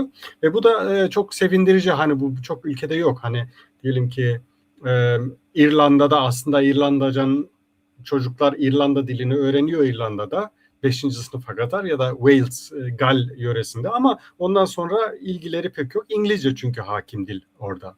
Ama bizde ise büyük bir ilgi var. Giderilmesi gereken dahası istikrarlı olmaları. Hani bu hevesinin kırılmaması ama Hesen'le Hüseyin Bira'nın dediği gibi bu konuda sonra zaten değinecekler arkadaşlar. Dijital çalışmalar da çok önemli bir etken arz ediyor. Ya benim bu soruya diyeceğim bu kadar. O zaman Tamam, Hesen sen bu Bira'da arada galiba. ikinci sorunun cevabını da verdin. Aha. Hesen Bira, Ha, Vacbra. Zazaca sözlüğü nereden temin edebiliriz? Ben şu an chat'e bir paylaşım yaptım. Bir e-mail adresi veriyorum. Buradan isteyebilir arkadaşlar. Bize ulaşır bu şekilde. Tamam, bana da at, ben de yayınlayayım. Hüseyin Bira da yayınlayayım. Tamam. Hüseyin Bira, sen Ben- yazar mısın? Evet, ben ekrana vereceğim onu, gelsin. Yok, yoruma da atabilirsin. YouTube yorumuna da atabiliriz. Evet. Sen nereye Bu yazdın? privat chat ben YouTube'a attım.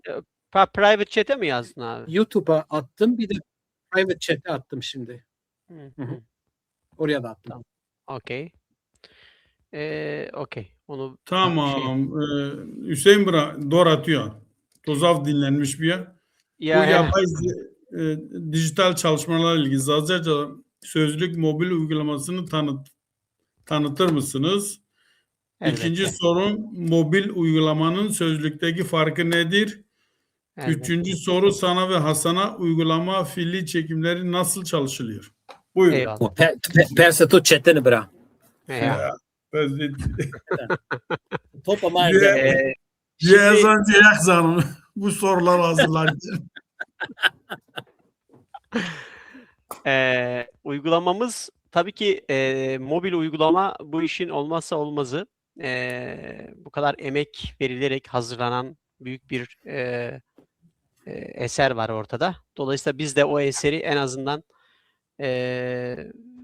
dijital ortama taşıyarak insanların artık yanında bir büyük sözlük taşımaktan ziyade her zaman Zazaca ile iç içe olmaları, her zaman ellerinin altında ulaşabilecekleri bir kaynaklarının olması için böyle bir mobil uygulama yapmaya karar verdik ve uygulamamızın adı da Zazaca Sözlük. Şimdi ben onu da stage'e ekleyeyim. Evet, Zazaca Sözlük uygulamamız. Bizim Zazaca Sözlük uygulamamızın hem Android telefonlarda, Google Play'de hem de iOS telefonlarda, yani iPhone kullanıcılar için iOS telefonlarda da App Store'dan indirebilirler. Tamamen ücretsiz. Sözlükteki Hasan hocamın da belirttiği gibi 34.000'e yakın bir kelime arşivi var. Dolayısıyla biz bunları eksiksiz bir şekilde mobil uygulamaya da taşıdık. Şimdi biraz mobil uygulamamızın özelliklerinden bahsedeceğim. Bunun yanında sadece Zazaca Türkçe sözlük var şu anda tabii ki. Ama bir de Türkçe Zazaca olacak. O çalışmaları devam ediyor. O tamamlanınca Türkçe Zazaca da ekleyeceğiz.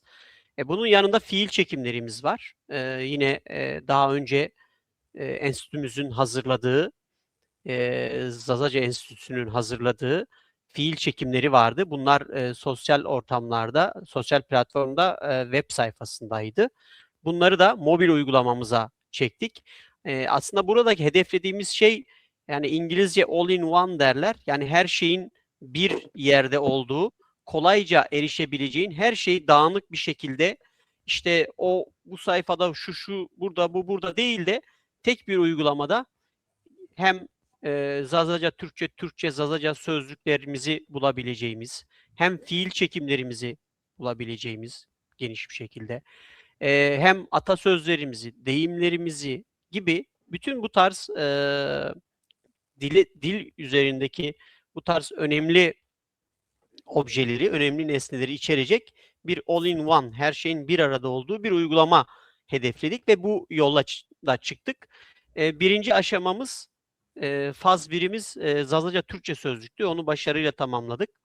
İkinci aşamamız fiil çekimleriydi. Fiil çekimlerini de ekledik. Onu da tamamladık. Şimdi üçüncü aşamamızda Türkçe Zazaca sözlük.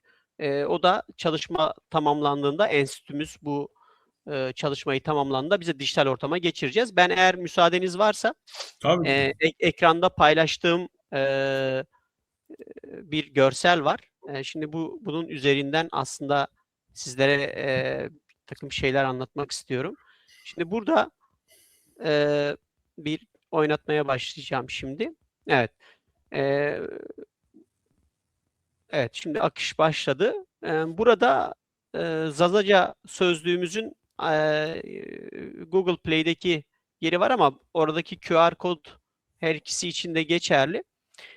Şimdi uygulamamıza geldiğimizde şu an ben ekranda gördüğünüzü varsayıyorum. Görünüyor diye düşünüyorum. Gördüğünüz gibi uygulamamız iki tane temel yapıdan oluşuyor şu anda. Bunlar daha ileride geniş. Bir kelime yani sözcük. Diğeri ise fiil. Sizin uygulamayı açarken ilk önce burada bir tercih belirtmeniz gerekiyor. Yani siz ne aramak istiyorsunuz? Bir fiil çekimi mi? Fiillerin zamana göre çekimi mi? Yoksa bir kelimenin anlamını mı arıyorsunuz? Varsayalım ki bizim örneğimizde bu bir kelime olsun. Bunun bir kelime olduğunu düşünelim.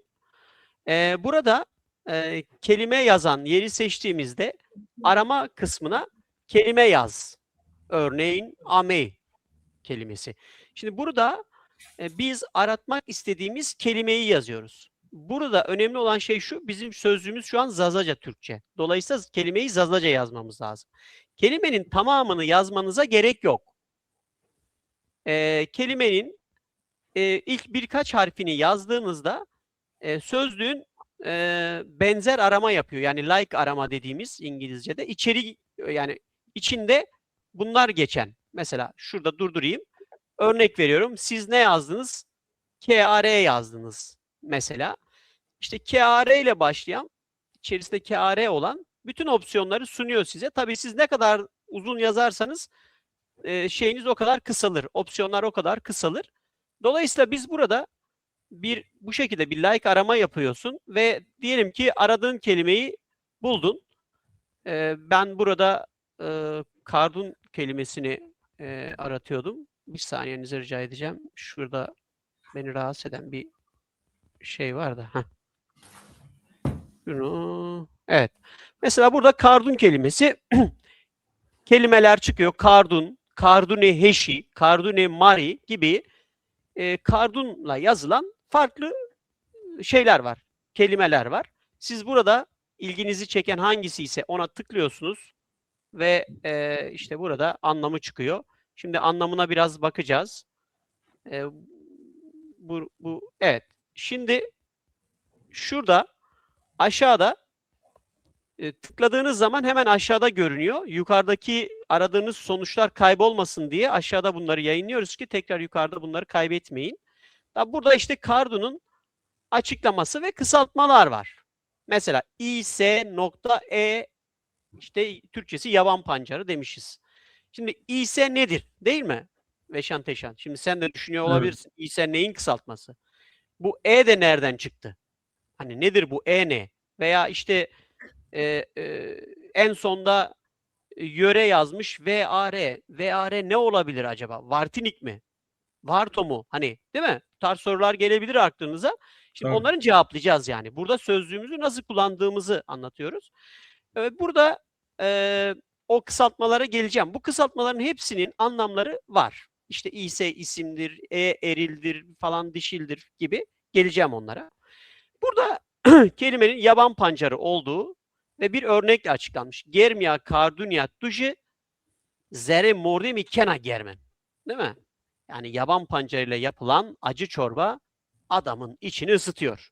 Yani vay. Kelimesini, kardun kelimesini bir cümlede hem Türkçe hem Zazaca açıklanmış ve hangi yöreye ait olduğu gibi.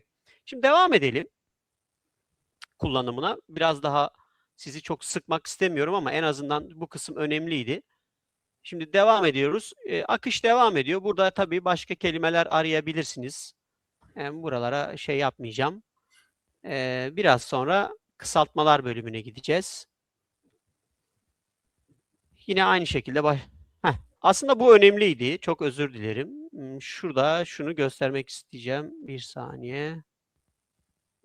Evet. Burası önemli. Şimdi burada niye durdurdum? Mesela ben çene yazdım, değil mi? Çene çıktı, çeneke çıktı, teyne çıktı, bir sürü şey çıktı. Ben çeneyi arıyordum, bastım çeneye. Ama bu da nasıl olur? Çene yazdım, anlamı çıkmadı. BKZ yazıyor. Bakınız diyor. Keyne. Şimdi farklı yörelerin aynı kelime farklı yörelerde, farklı dillerde yazıldığı için hepsini tek tek yazıp mükerrer yazılışın önüne geçmek adına burada bir referans veriliyor. Böyle bir durumla karşılaştığınızda bakınız Keyne diyor. O Keyne yazan yerin üstüne dikkat ettiyseniz arkası böyle bir mavi, gri gibi. Orada link var. Ona tıklıyorsunuz ve ona tıkladığınızda Keyne geliyor. Referans Keyne. Dolayısıyla orada onun işte çene, yani kız olduğunu falan anlatan açıklama orada var. Yani burada önemli olan şu, mükerrer yazılımın önüne geçmek için bir referans veriliyor. Ve dolayısıyla siz burada bir arama yaptığınızda çene dediğinizde karşınıza şöyle bir şey çıktığında bu sözlükte bunun karşılığı yokmuş demeyin. Orada yazılan o Keyne diye yazılan arka tarafı hafif böyle mavimsi olan orası bir linktir. Elinizi korkak alıştırmayın. Oraya basıverin. Ondan sonra o sizi zaten uygun bir yere götürecek. Şimdi devam edelim. Mesela burada da o zaten bizi nereye götürmüş? İşte uygun bir yere götürmüş. Bakın evet. Götürmüş. Bizi Keyne'ye götürmüş. İşte kız demek. İşte varyantı şu falan. Burayı devam ediyoruz. Bir devam etsin burası. Şimdi Ünlem anlamında kız. Çağrı hali. evet. Çağrı hali. Doğru sevgili hocam. Şimdi burası da Zazaca hakkında diye bir bölüm var. Zazaca hakkında bölümüne girdiğimizde dilimizle ilgili dilimizin aslında dünyadaki sınıflandırılan dillerde nerede yer aldığını gösterir. Dil ağacındaki yerini gösteren bir kısım. Hemen yan tarafta alfabe var. Dilimizde bizler Jakobsen, hocam yanlış söylüyorsam bir eksik olursa lütfen düzeltin. Benim uzmanlık alanım değil. Kullandığımız alfabeyi, Jakobsen alfabesini açıklamaları var bu kısımda ve kısaltmalar kısmı var en sonda da. Orada da işte o İS, A, BKZ nedir bunlar dediğimizin açıklamaları var. Yani biraz böyle kurcalamak lazım. Her türlü bilgi, yani burada bu bilgileri bulabileceksiniz. Evet, burada mesela alfabe var. Alfabemizdeki harflerimiz, o harflerin kullanılması. Burada mesela kısaltmalar var. Buraya özellikle göstermek istiyorum. İşte kısaltmalar. İşte karşınıza geldi. İşte ALD. Neymiş bu ALD? İşte gerger, eskiden albuş. İşte gibi. Veya işte AKS nokta. Aksaray gibi. Devam edelim. Evet. Şimdi bu kısım ben daha fazla durdurmayacağım. Bu kısım aksın. Dolayısıyla burada kısaltmalarımıza da buradan erişebiliriz. Burada bu dilin oluşmasında emeği, yani bu uygulamanın ve bu sözlükte emeği geçenlerin isimleri yazıyordu. Evet, şimdi geldik fiil kısmına. Burası önemli. Şimdi fiillerimizi yazmaya başlıyoruz. Zazaca fiil yönünden de gayet zengin. Yine belirtmek isterim, bu içerikler daha önce enstitünün hazırladığı içerikler, uygulama içerisinde kullanılanlar. Şimdi burada biz bir fiil yazmak istiyoruz ve bu fiili çekmek istiyoruz. Bakalım hangi fiili yazmışız? Ardene fiilini çekeceğiz şimdi. Şimdi zamanlara göre çekeceğiz. Bakalım Veşan Teşan, sen Zazaca'da bu kadar zaman olduğunu öğrenince şaşıracak mısın? Ben çok şaşırmıştım. Bakalım ne çıkacak. Şimdi Ardene, evet. Şimdi geldik. Şimdi Ardene fiili, burada tabii Türkçe, Zazaca ve Almanca desteği var. Yani Türkçe bilmeyen, Almanca bilen ama Zazaca öğrenmek isteyenler için de burada Almanca desteği var. Almanca da çalışıyor bu kısımda.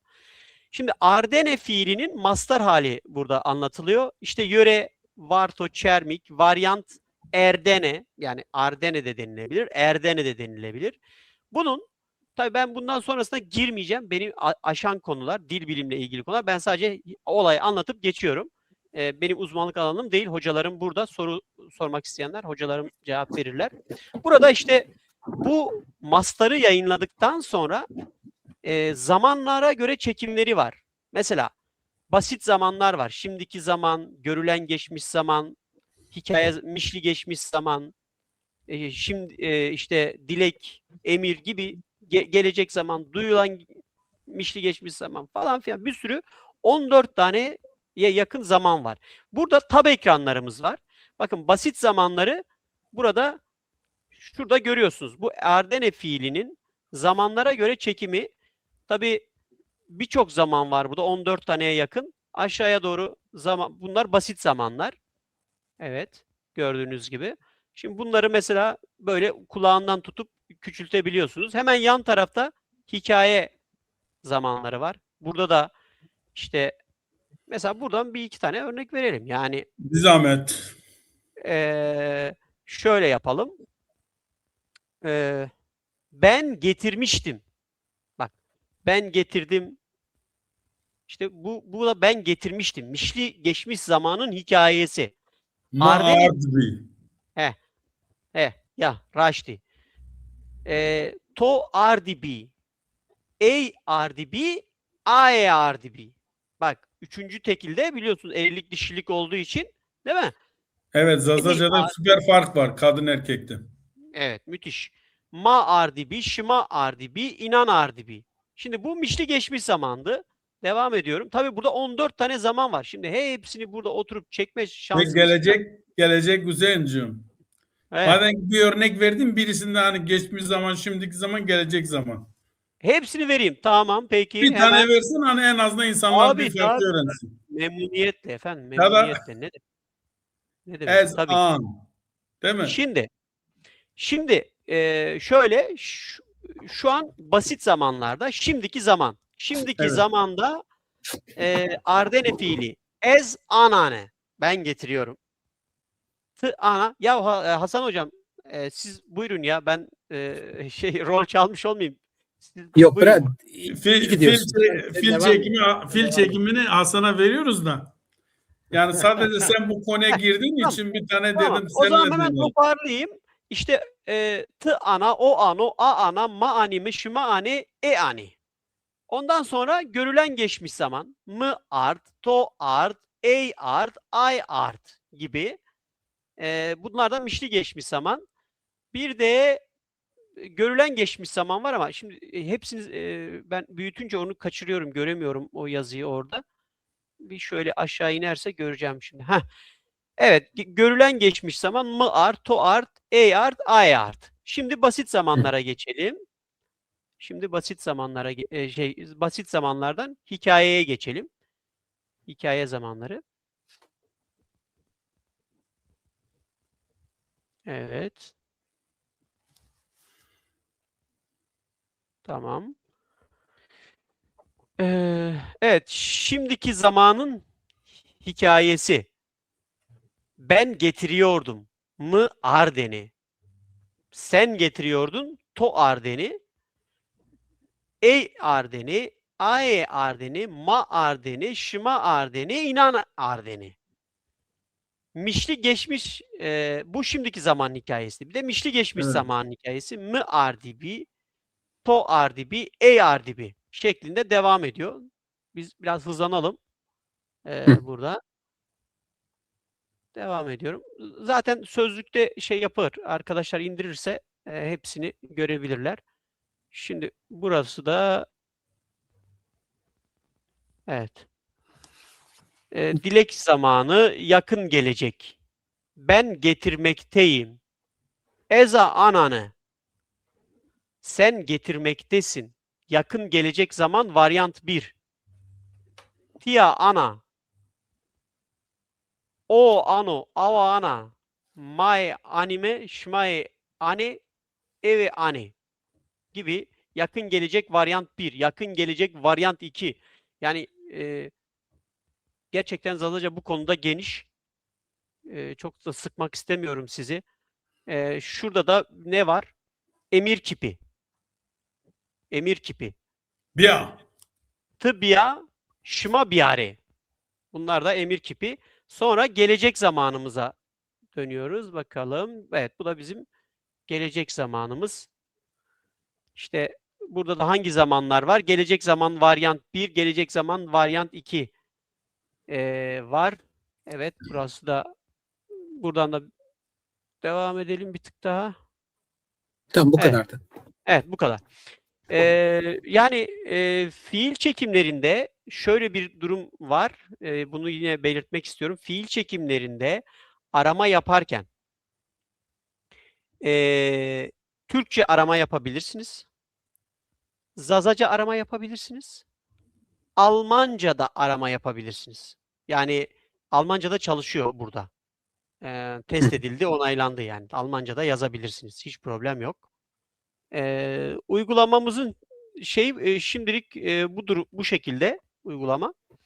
Biraz böyle nasıl kullanılacağını anlatma şansımız oldu. Hasan Hocam bir şeyler eklemek ister misin? Yok, bence çok Hasan Hoca'ya yararlı geçmeden, oldu. Bir dakika. Peki yeni şeyler yükleniyor mu? Evet. Evet. Şöyle biz ilk başladığımızda Zazaca Türkçe sözlüğümüz olan Kesebende Zazaki Enstitü tarafından çıkartılmıştı. İlk önce onunla başladık. Dedik ki birinci fazımız önce biz bu değerli eserimizi dijital ortama, bir mobil aplikasyona taşımak. Çünkü herkesin cebinde telefon var. Bir gün hangimiz telefonsuz eve çıkabiliyoruz ki? Sürekli elimize telefon, oraya bir taşıyalım dedik. Projenin birinci fazında biz Zazaca Türkçe olan sözlüğü koyduk. Sonra ikinci faza geçtik. İkinci fazdaki planımız da şuydu. Fiil çekimleri. Daha önce yine enstitümüzün hazırladığı fiil çekimleri vardı. Hazır yapılmıştı. Emektarlarımız hazırlamıştı bunu. Dedik ki ikinci faz olarak mobil uygulamamıza fiil çekimlerini ekleyelim. Az önce anlattığım şekilde biz bunları da ekledik. İkinci fazı da tamamladık. Şimdi üçüncü fazdayız. Üçüncü fazımız ne? Üçüncü faz Türkçe Zazaca. Şimdi bize çokça feedbackler geliyor. Geri bildirimler geliyor. Ve diyorlar ki ya ben Zazaca bilmiyorum. Öğrenmek istiyorum. Dolayısıyla Türkçe yazabilirim. Ya da Almanca yazabilirim. Bunun Zazaca karşılığını öğrenmek istiyorum diyor. Mantıklı bir şey, yani bir mantık çerçevesinde gayet doğru bir soru. Şimdi şu an enstitümüz Türkçe Zazaca sözlük üzerinde çalışıyor. Türkçe Zazaca sözlük finalize olduğu zaman biz üçüncü faz olarak buraya Türkçe Zazaca sözlüğümüzü ekleyeceğiz. Fakat bu süreç içerisinde sözlüğün bitmesini, yani Türkçe Zazaca'yı bitmesini beklemeden önce şöyle bir plan ve program da yapmayı düşünüyoruz. Özellikle deyimler, atasözleri, tekerlemeler değil mi? Yani bunlar önemli şeyler. Bunları da aslında yapabilirsek, organize olabilirsek arada bir faz 2.5 yani 2.5 faz 2.5 diye bir fazla araya bunları da almayı planlıyoruz.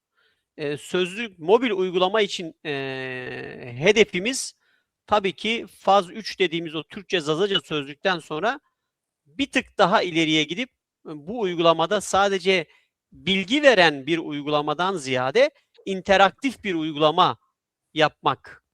Bunu nasıl yapabiliriz? İnteraktif bir uygulama. Yani siz bunu açtığınızda siz sadece bilgi almayacaksınız. Birlikte etkileşim kurabileceğiniz bir uygulama olması gerekiyor. Yani siz onunla, o sizinle konuşacak.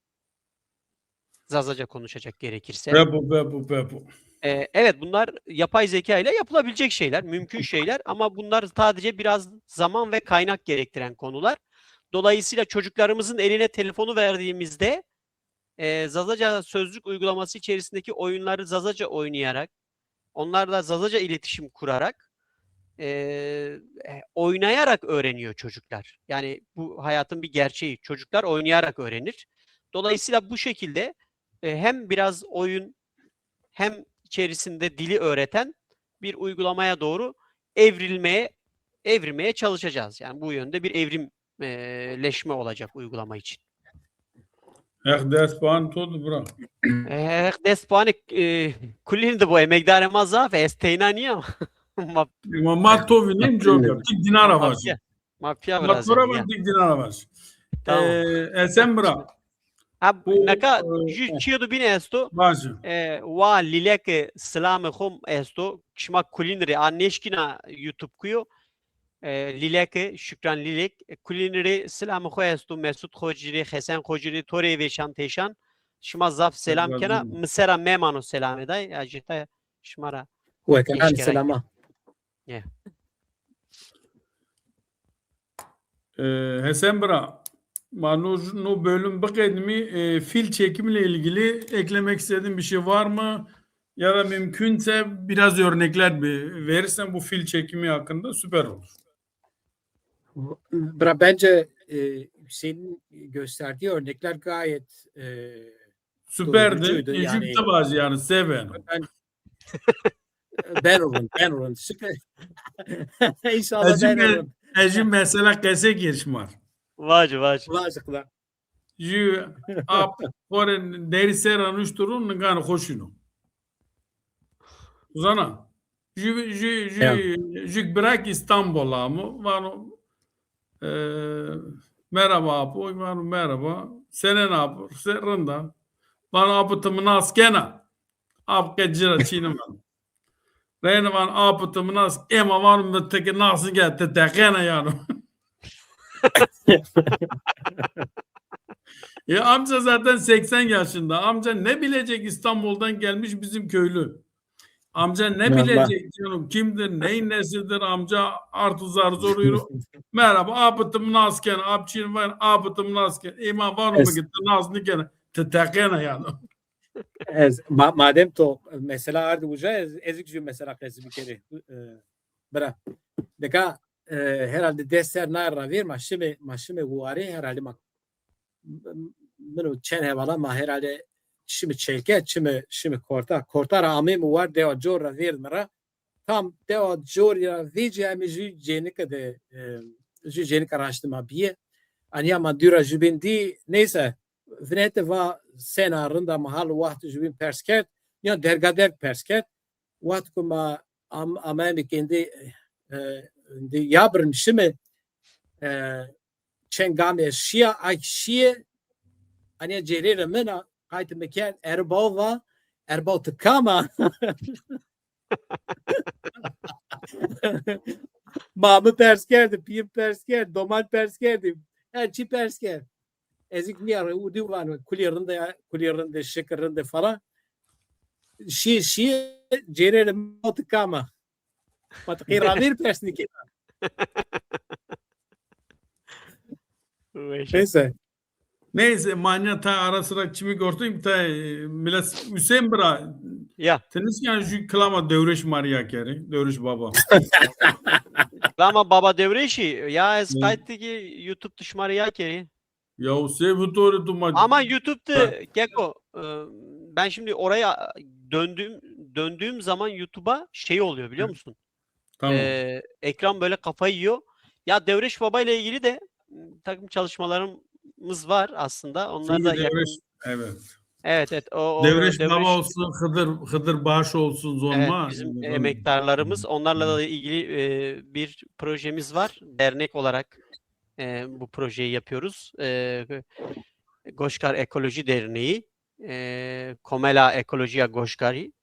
Biz Devreş Baba ile ilgili bir projemiz var. Bu konuyla da ilgili. Onu biraz daha zamanı gelecek.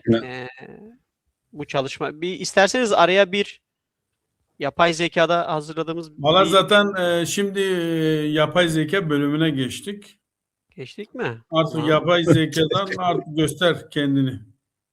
Ya bu yapay zekada aslında herkes kendini gösterebilir. Tamamen ilgi ve alakayla alakalı. Herkes gösterimi doğrudur. Ve biz okuduk, mendiz olduk senin gibi. Yok. Ne? İnan ki hiç böyle ama benim Mike uğraşmış değil mi? Tay karemi Güzel bu şıvıkan şimak tay beri şoreti. Çok havana.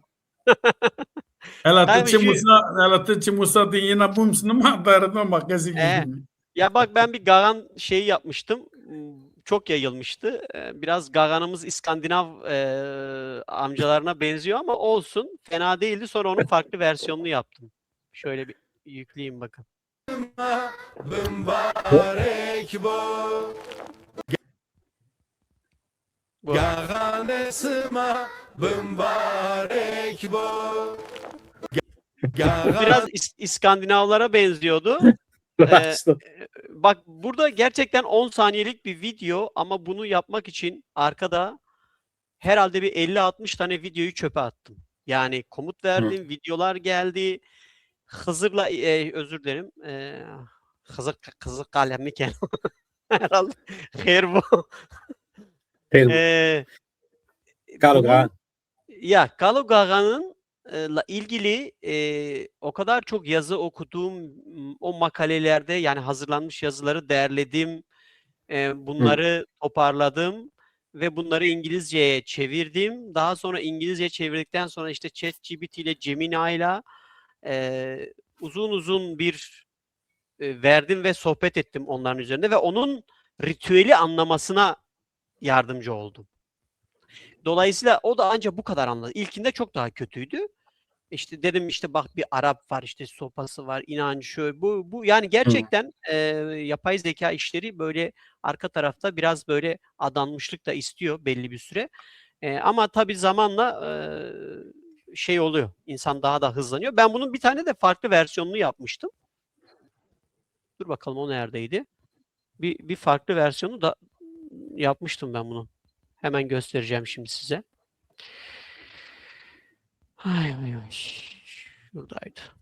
Hüseyin zaten soruyu bana yapay zeka kulütore soran kubani idi korsekene bu. Ben bu zaten Zafer Edini, Cevap Edini daha. Rock show. Yapay zeka Zazaca için anlamı nedir? Yapay zeka çalışmalarında hangi metotları kullanıyorsunuz? Yapay zekanın küçük dillerin korunmasındaki rolü nedir? Bu soru Hasan Hüseyin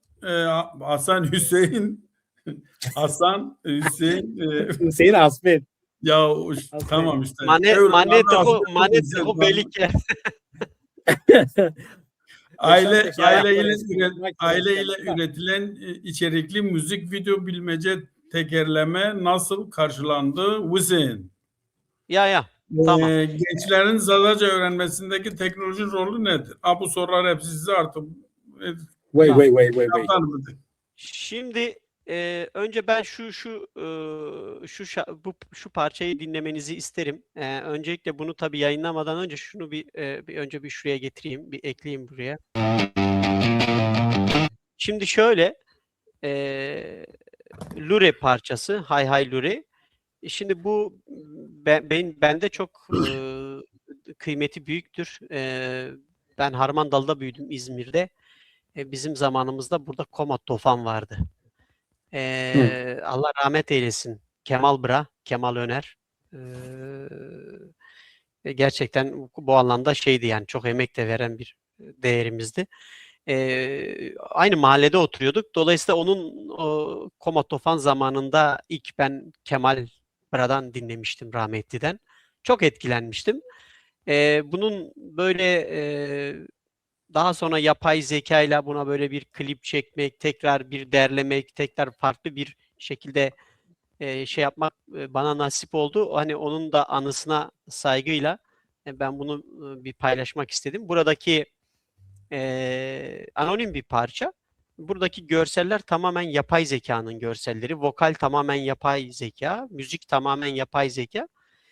Aslında bizim buradaki temel amaçlarımızdan bir tanesi buydu. Yani biraz daha böyle kaybolmuş, artık hatırlanmakta zorlandığımız, birçok kıtasını unuttuğumuz o eski şarkılarımızı, türkülerimizi tekrar gün yüzüne çıkartabilmek belki dikkat çeker, sanatçılarımızın da dikkatini çeker, emektarlarımızın dikkatini çeker. Birileri yani en azından kaybolmaz o melodi, o tını, o söz dağarcığı dijital alanda ebediyen varlığını sürdürür. Şimdi hemen açıyorum, bir dinleyelim.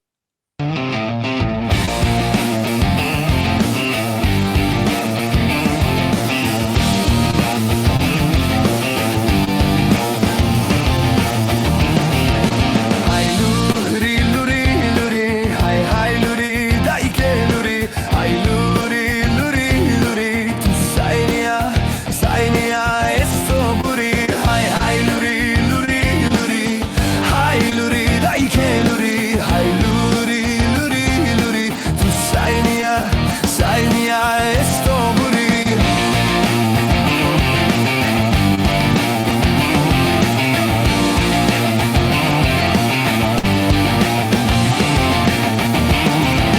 Saydara biesuri, ay luri luri luri, saydara biesuri, tu sainia sainia esto buri, cenna shari keltamu biri, hay luri luri luri, cenna shari keltamu biri, tu sainia sainia esto buri.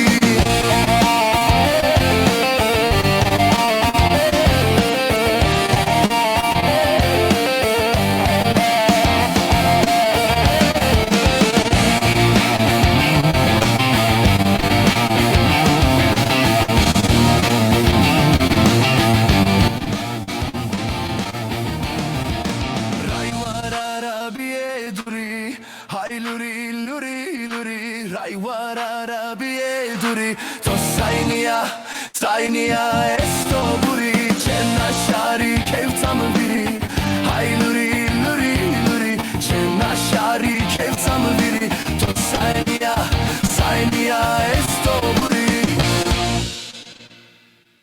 Evet. Yani yapay zeka hakikaten artık hayatımızda çok kıymetli bir yeri var. Bizler bununla yaşamak, yani birlikte neler yapabiliriz yapay zekayla? Bununla bir işbirliği yapmamız lazım. Yani biz yapay zekaya karşı evet belki bazı dezavantajları olabilir ama bir şekilde bir işbirliği yapmamız lazım yapay zekayla. Aksi takdirde sevgili Cervantes'in Don Quixote eserindeki gibi yel değirmenlerine karşı savaşan Don Quixote'lar oluruz. Bunda bize bir faydası yok. Biz bu teknolojik gelişmeyi dilimize, kültürümüze nasıl uyarlayabilir, nasıl faydalı işbirlikleri yapabiliriz? Bunun üzerine yoğunlaşalım. Yani bu arada sevgili İsmail Baytemur Bra yazmış. Kendisine selamlarımı iletiyorum. O da bizim değerli bir emektarımız. Yeni bir şiir kitabı da çıktı. Daha dün bana gönderdi şiir kitaplarını. O da dilimiz üzerine büyük emekleri olan bir emektarımızdır. Yapay zeka ismine de Zazaca bir kavram gerekmez mi demiş. Vallahi bu konuyla ilgili çokça tartışmalar da oldu sosyal medyada. Herkes bir şeyler söyledi. Tabii hocam da Şimdi önerisini evet. Her söyledi. dilde bir şeyler söylenilmiş. Örneğin Türkçe'de ne diyorsunuz? Yapay zeka. Yapay zeka. Almanca'da KI değil mi Asen? Künstliche Intelligenz. İngilizce yani aşağı yukarı her dilden bir şeyler varsa biz Artificial ona, intelligence. Ya.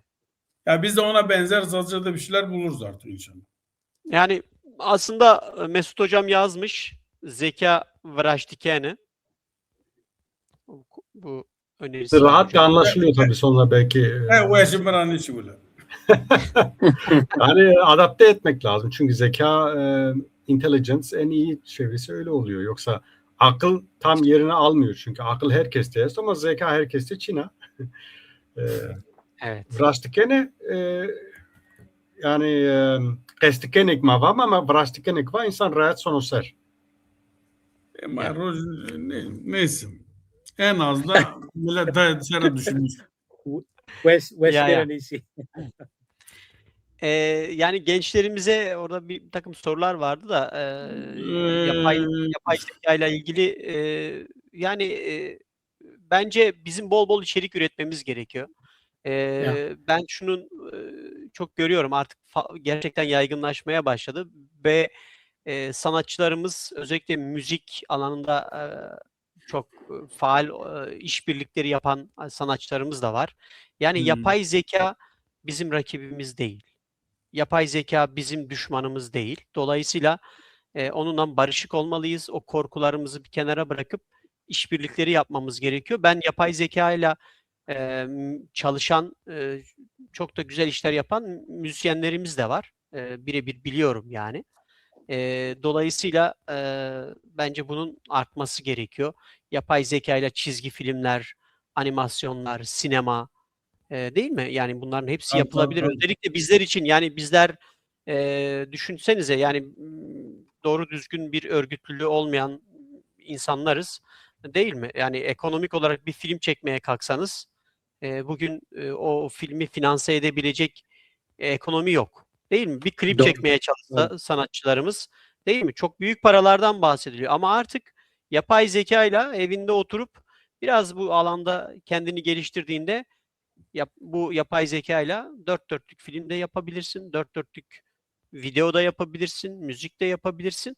Dolayısıyla o sanatsal estetik dokunuşlarınızı hani bu alanda farklı bir şekilde dokunarak bence o o eseri yine ortaya çıkartabiliriz. Evet. Evet. Bugün ayın 14'ü ya, artık kafa yormaya da gerek yok. Sevgililer gününde yapay zeka bize şiir de yazar. Yazar tabii. Niye yazmasın? Yazıyor da. Aşkımızın adını veren o bize yazar. Yazar. Duygu yoğunluğunu da vermen gerekiyor tabii, yani nasıl yazması, böyle egzotik mi olsun, normal mi olsun, ne bileyim, nefret mi olsun Bu filan. zaten sana sunuyor. Nasıl olsun. Ya. Neyse, peki Hasan ve Asmin şma na yapay zeka derek na çu düşmüş beni şma van için. Yani ezvan Mesutra Perskeri Asmin derdim Hasan doğratıyor. Tamam, bırak.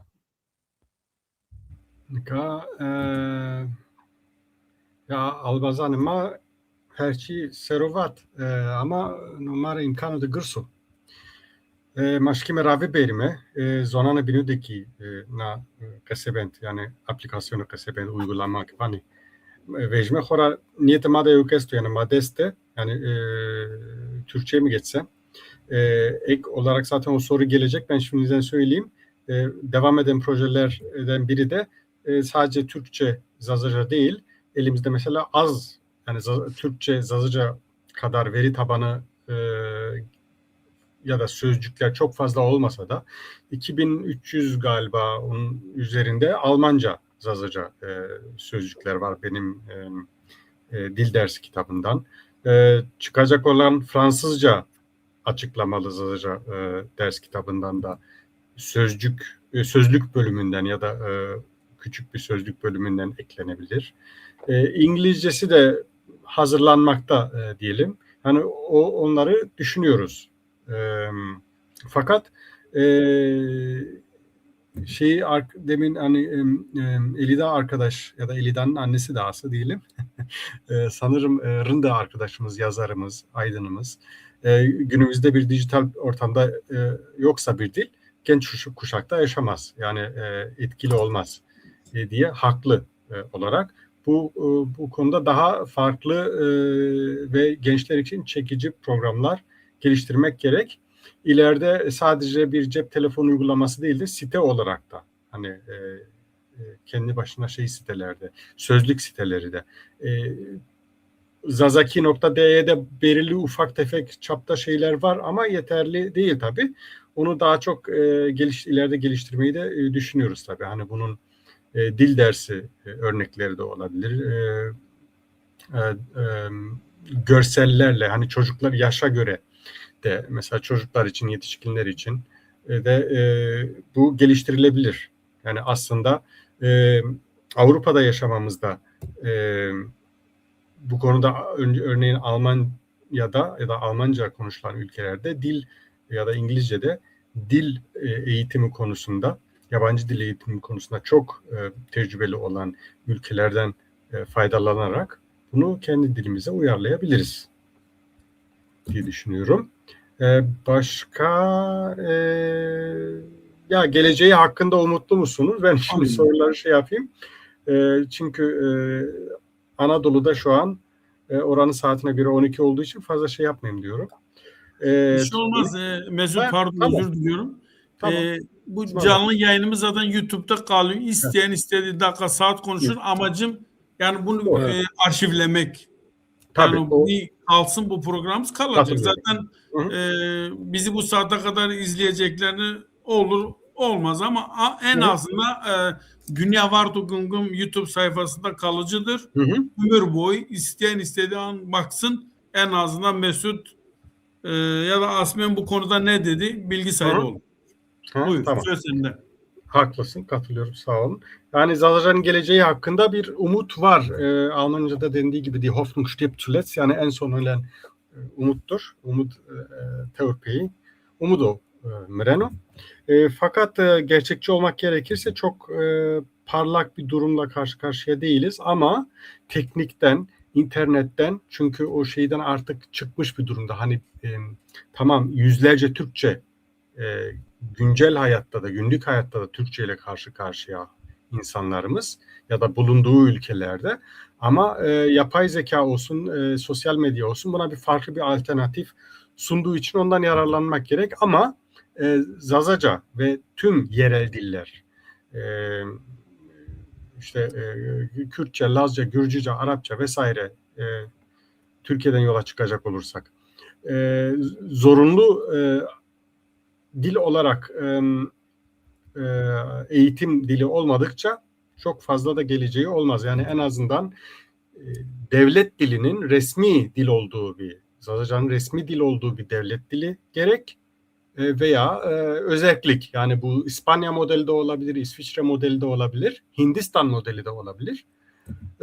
Yani en uygunu o, ya da Irak Kürdistan'ından bildiğimiz gibi orada Sorani, ya da Kurmancı da tabii son senelerde eklerinde, ama Sorani yani santral merkez Kürtçesi. Orada resmi dil, özellik var. Yani resmi devlet dışında her şeyleri var. Öyle bir imkan Anadolu ya da Türkiye toprakları, sınırları içinde mümkün olsa, öyle bir daha çok umut verir öyle bir durum. Ve öğrenmek isteyenlere önerimiz zaten dil kursları öneriliyor. Yeterli olmasa da, yani online en azından öğreten arkadaşlar var. Yerel şey de var. Şu an mesela Dersim'de de Dersim Dil ve Kültür Derneği de arkadaşlarımız dilde kursu veriyor. Almanya'nın farklı derneklerinde de veriliyor ve en önemlisi evde büyüklerinizle, yaşlılarınızla, nene, dede, anne, baba, kardeş, mümkün oldukça, isterlerse sizi motive konusunda belki sıkıntımız var insanlarımızın, ama inatla, Zaza inadıyla öğrenmekte ısrar edin lütfen ve gülseler de etseler de, yani hoşlarına gidiyor tabii, ben de kendimden biliyorum küçüklüğümden, öğrenme konusunda inatçı olun diyorum. Ve o şekilde öğrenebilirsiniz ve eski, yani bizim zamanımızda mesela Hasan'la benim daha çok öğrenmek, yani geliştirmek isteği başladığında 90'ların başında fazla bir şey yoktu, imkan yoktu. Dergiler fazla yoktu, dil kursları o kadar yoktu. Şimdi sahip gençlerimiz o duruma, oradan mümkün oldukça faydalansınlar. Hani Türkçe'de olarak, eğitim dili olarak da Zaza dil kursları olduğu gibi Almanca'da var. Ja, as itabo brni, jaki do rahub indi sma, hesen. Ja. Esen. Diri çakuya vacıma derbaz ne gidiyor bime. Esen doğru diyor. Sesim geliyor değil mi? Başlıyor. Okey. Şimdi bu yapay zeka üzerine çok konuştuk. Yani şunu da söylemek lazım. Yani yapay zeka ile biz sadece video çekimleri, müzik çekimleri, yani ondan sınırlı değil. Aslında evet, kelime toplama, kelime derleme, bu tür şeyler de yapay zeka ile yapılabilir. Yani çok daha fazla şeyler yapılabilir. Şuraya getirmek istiyorum. Şimdi biz belirli sayıda insanlar dille ilgileniyor. Dil projelerinden falan bahsettik. Sözlük, aplikasyon vesaire. Şimdi bizim yardıma ihtiyacımız var. Yani biz başka projeler üzerinde çalışmak istiyoruz. Örneğin Almanca, Zazaca sözlük yok. Çok kısıtlı sayıda var. Mesela bununla ilgilenecek insanlara da ihtiyaç var. Ya da İngilizce. Yarın ertesi gün İngilizce yapmak istiyoruz. Yani hangi vasıflara sahip olmak gerekiyor? Aslında iki önemli şey var bu konuda. Yani biz enstitü olarak diyelim böyle bir platformu yaratabiliriz. İnsanları bir araya getirebiliriz. Ama iki şeye ihtiyaç var. Bir, dile merak. Genç ya da yaşlı fark etmiyor. Dile merak olacak. Dili ya bilecek ya öğrenmek isteyecek. Yani illaki ben dilimin kaybolmasını istemiyorum, katkı sunmak istiyorum diyecek. İkincisi, mümkün oldukça bilgisayarla, internetle, örneğin web dizayndan anlıyorsa, örneğin Python'den anlıyorsa ya da diyelim herhangi bir kodlama becerisi varsa, yani biraz internetle, bu yeni teknolojilerle biraz haşır neşir olmak lazım. Eğer bu iki şeyi getiriyor ise bilgisayar, bir tarafta dil merakı, öbür tarafta ve bize ulaşırsa birlikte çalışabiliriz. Yani biz çok seviniriz eğer bize ulaşırsa. Çünkü bizim de yardıma ihtiyacımız var. Ne kadar çok kişi elini bu taşın altına sokarsa, yani o kadar çok başarılı oluruz, o kadar dili ileri götürürüz diye düşünüyorum. Ben ulaşmak konusunda bizi sosyal medyadan bana direkt ulaşabilirsiniz. Yani Mesut'a, Usembra'ya ya da e-mail verdik. Zaza Dil Enstitüsü'nün e-mailini verdik. Herhangi bir kanaldan bize ulaşabilirler. İsteyen arkadaşlar. Diyeyim, bitireyim. Hüseyincan. Tıvan Vacı açın. bura. Ma herkes çiğ var, tikçi var. Tikçi var, tıvan. Ya Muvayaz bu e-maili bir paylaşayım dedim de ekrana bıraktım. zazaki.institute@gmail.com. Okay. Ya Vayaz Vacı yani vatana huvatı herhalde indi yavaş yavaş o bir de saat despojda vatana ben bir son bir soru soracağım da hepinize. Ben bana sorulan bir soruya cevap vermeye çalıştım ama galiba inandırıcı olmadı. Zazaca dili diyor Alevi dili midir? Ben diyorum Zazaca ile Alevi ile bir alakası yok. Zazaca bir dildir, Alevi bir inançtır. Yanılıyor muyum? Aynen öyle. Orası öyle. Çünkü bana şunu soruyor arkadaş. Zazaca dili Alevi dili mi? Ben hayır diyorum, Zazaca dili Alevi dili değildir. Yani bu halk arasında ne kadar yaygın bilmiyorum da, pardon arkadaşlar. Tabii buyurun. Çünkü Zazaca'nın tarihi 4000 yıl kadar geriye gidebilir. Yani Hint İrani dillerden koptuktan sonra o zamana kadar izi var. Ondan önce de izi var. Hint Avrupa dilleriyle de izi var. Tam olarak bu şekilde ne zaman ortaya çıktı ya da gelişti onu söyleyemeyiz çünkü yazılı değil, ama İslam'dan da Alevilikten önce de var olan bir dil. Mesela şey de söyleyebiliriz. Mesela hani bugün örneğin Yunanlar, Süryaniler veya Ermeniler için Hristiyanlık çok önemli. Çok geleneksel insanlar, halklardır da, ama hiçbir Ermeni, hiçbir Süryani, hiçbir Yunan eski, yani Hristiyanlık öncesi kralları, medeniyeti Hristiyan olmadığı için onlar Ermeni değil, onlar Yunan değil, onlar Süryani değil, Arami değil diye demez.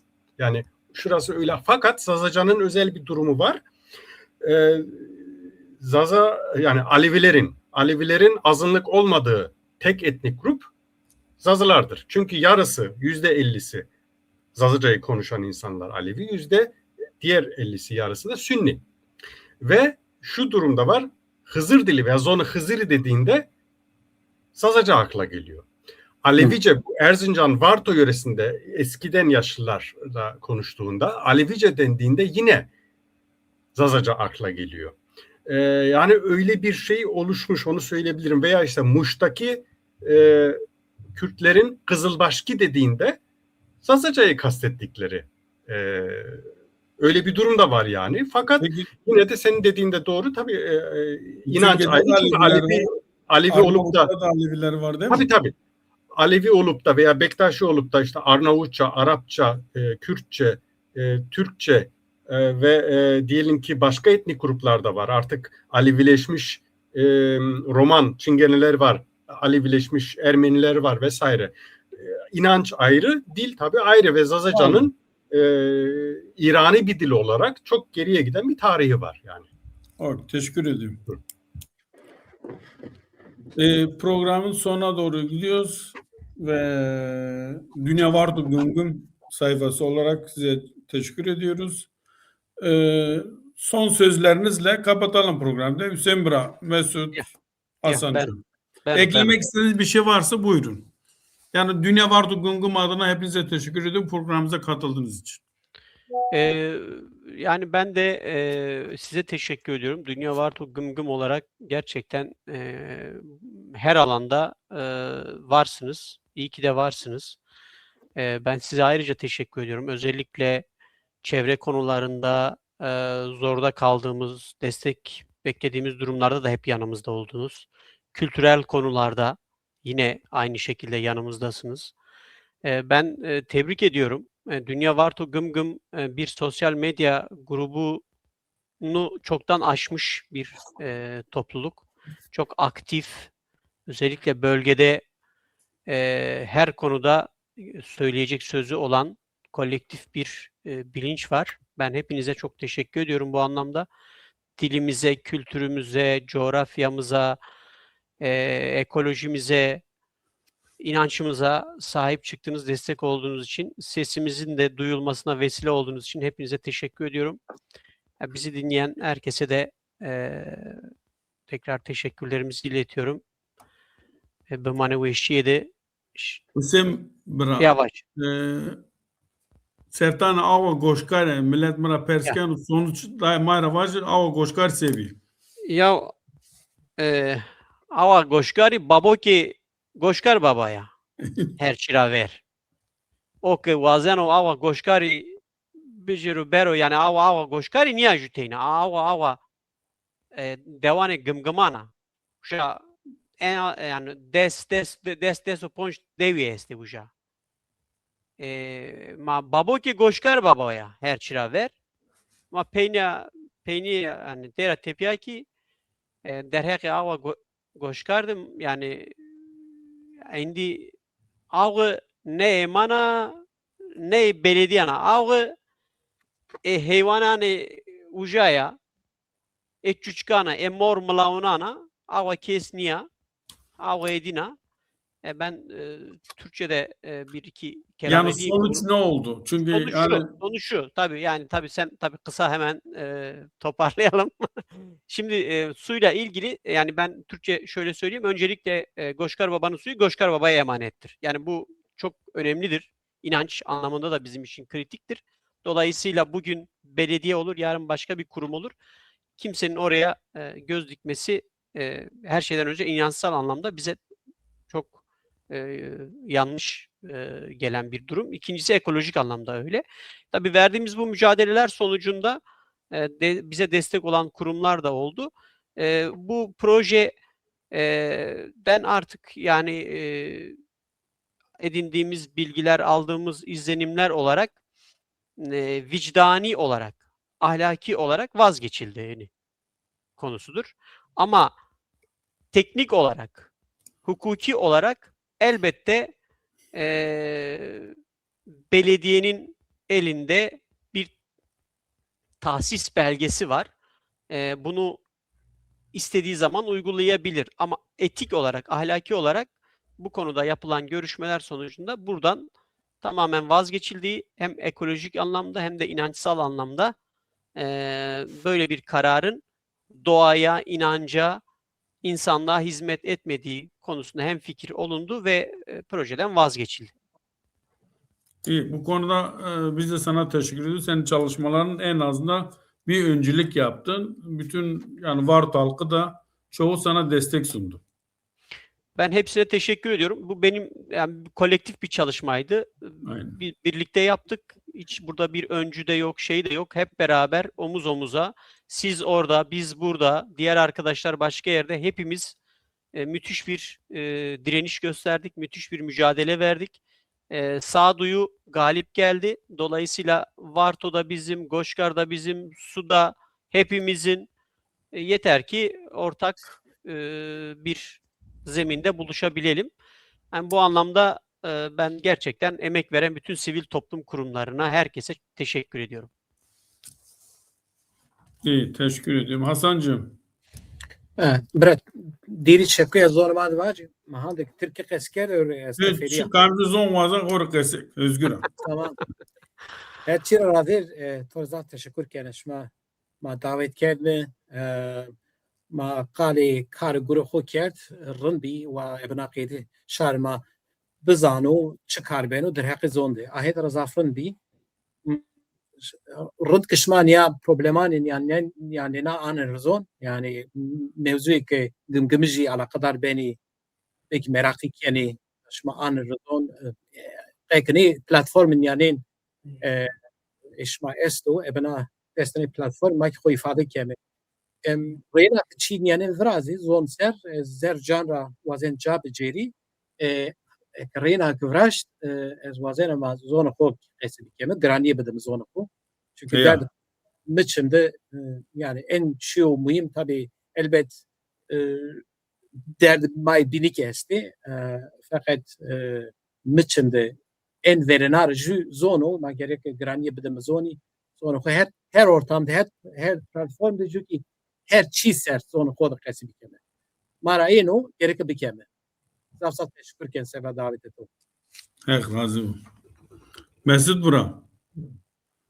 Ya qesami qesa brawşin ya bra Hüseyin ya hek toraki gımgımzan maraki isma pürner hek razı bu kısma makerdme meyman fırsat dama imkan dama ma zon khusero qesebend khusero kar gure masero kedu emegi masero ma qesi kerd isala milletemak sarmak pi sabi pesad biayne memanu eradim kuyu zonu mare kamke tsaka shkino heto khora wayrin bikeru yani en şurund tsuko ek ilk wayre domanani ilk vajme wayre brarzani werezani dormo khode qıjı doman ke esti pürne de zonu makasi bikeri ilk wayre tornanek tabi tsuke en rınd hen zon payramanını teyn abi zon yani haftada ju ray ebe kursu zon niye benu ravi niye benu yani yani her çira ravi uyo zobi hete khora kam tıkaş kino zonu khori yabanı khori der doğru khori der doğru khori dava khori awa khori wayr veju çünkü zon ebe insan payramanını zonik ebe velat payramanını ولاتما کی کرتالان او که ne verdi yazı yaban ki ne verdi insanlık ne manno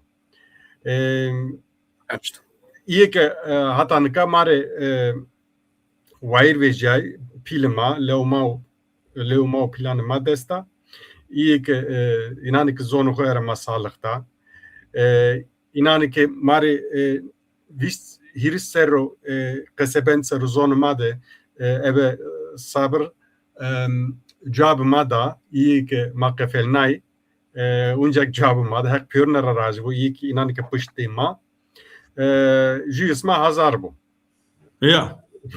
Allah Geko iznato esta judeka vaş lilek çid veş maravatu ma beki övreket ya. Şimdi biz kimiz? Yani biz geldik burada program yaptık. Tabii ki satır aralarında anlattık ama tekrar toparlayıcı olsun diye biz kimiz? Yani bu çalışmaları yapanlar kimler? Biz kimiz? Biz Frankfurt'ta Zaza Enstitüsü var. Frankfurt'ta Zaza Enstitüsü var ama burada o enstitümüzün kurucularından sevgili Mesut Asmen Keskin, Hesen Rekasa var. Ayrıca Elibra, Dapagra, Halçelker, Oncu Devaşmara, Rakasara. Onların da emekleri var. Onlar katılamadılar. Mazeretleri vardı. Dolayısıyla Zazaki Enstitüsü'nden 4 tane emektarımız bu çalışmanın içerisinde. İzmir ekibimiz var. İzmir ekibimiz de enstitümüzle birlikte çalışıyor. İzmir ekibi mobil ekip, yani mobil uygulama, dijital içerik üretimi yapıyor. İzmir'de benimle birlikte bana destek olan Oğulcan arkadaşımız var. Oğulcan Coşkun. Kendisi de bir Türk arkadaşımızdır ama Zazaca'ya bizlere sevdiyor, gönül veriyor, bizimle birlikte çalışıyor. Kendisine tekrar teşekkür ediyorum Oğulcan Coşkun'a. Aydın Genç var. O da bizim IT alanında çalışan kıymetli bir kardeşimiz. Kaan Doğan hocamız var. Birlikte çalışıyoruz. Kaan Doğan hocamızın da bir öğretmen ama aynı müthiş bir alan çalışmaları yapıyor, derlemeler yapıyor. Kendisinden fazlasıyla öğreniyoruz. Dolayısıyla biz böyle bir ekibiz. Hoşara oynuyor ki. Hoşara. Ya hoşara avdelucu ya. Aydın ki Hınısrav. Hınıs Tekman Ujarav. Ya ma. Biz böyle bir ekibiz. Hani ben tekrar sizin yayınınızda, huzurunuzda ben hepsine hepsine tek tek teşekkür ediyorum. Biz emektarlarımızın, yani biz İzmir ekibi biraz daha genç bir ekip. Biz öğreniyoruz enstitüdeki emektarlarımızdan. Onlar derya deniz. Biz de onların yanında böyle ufak ufak yetişmeye çalışıyoruz. Evet. Ben de arka planda bana yardım eden Evin ve Nazlıcan'a teşekkür ediyorum. Programımızı burada bitiriyoruz. Bimane weşiye şava yakşmare weş bu kayıtı ho kere hekşmade bu hızırşmade yardım keru. Allah. Çımaser bırak. Hadi hatırmışım. Şimdi hatırmışım kayıt ho ker. Hadi.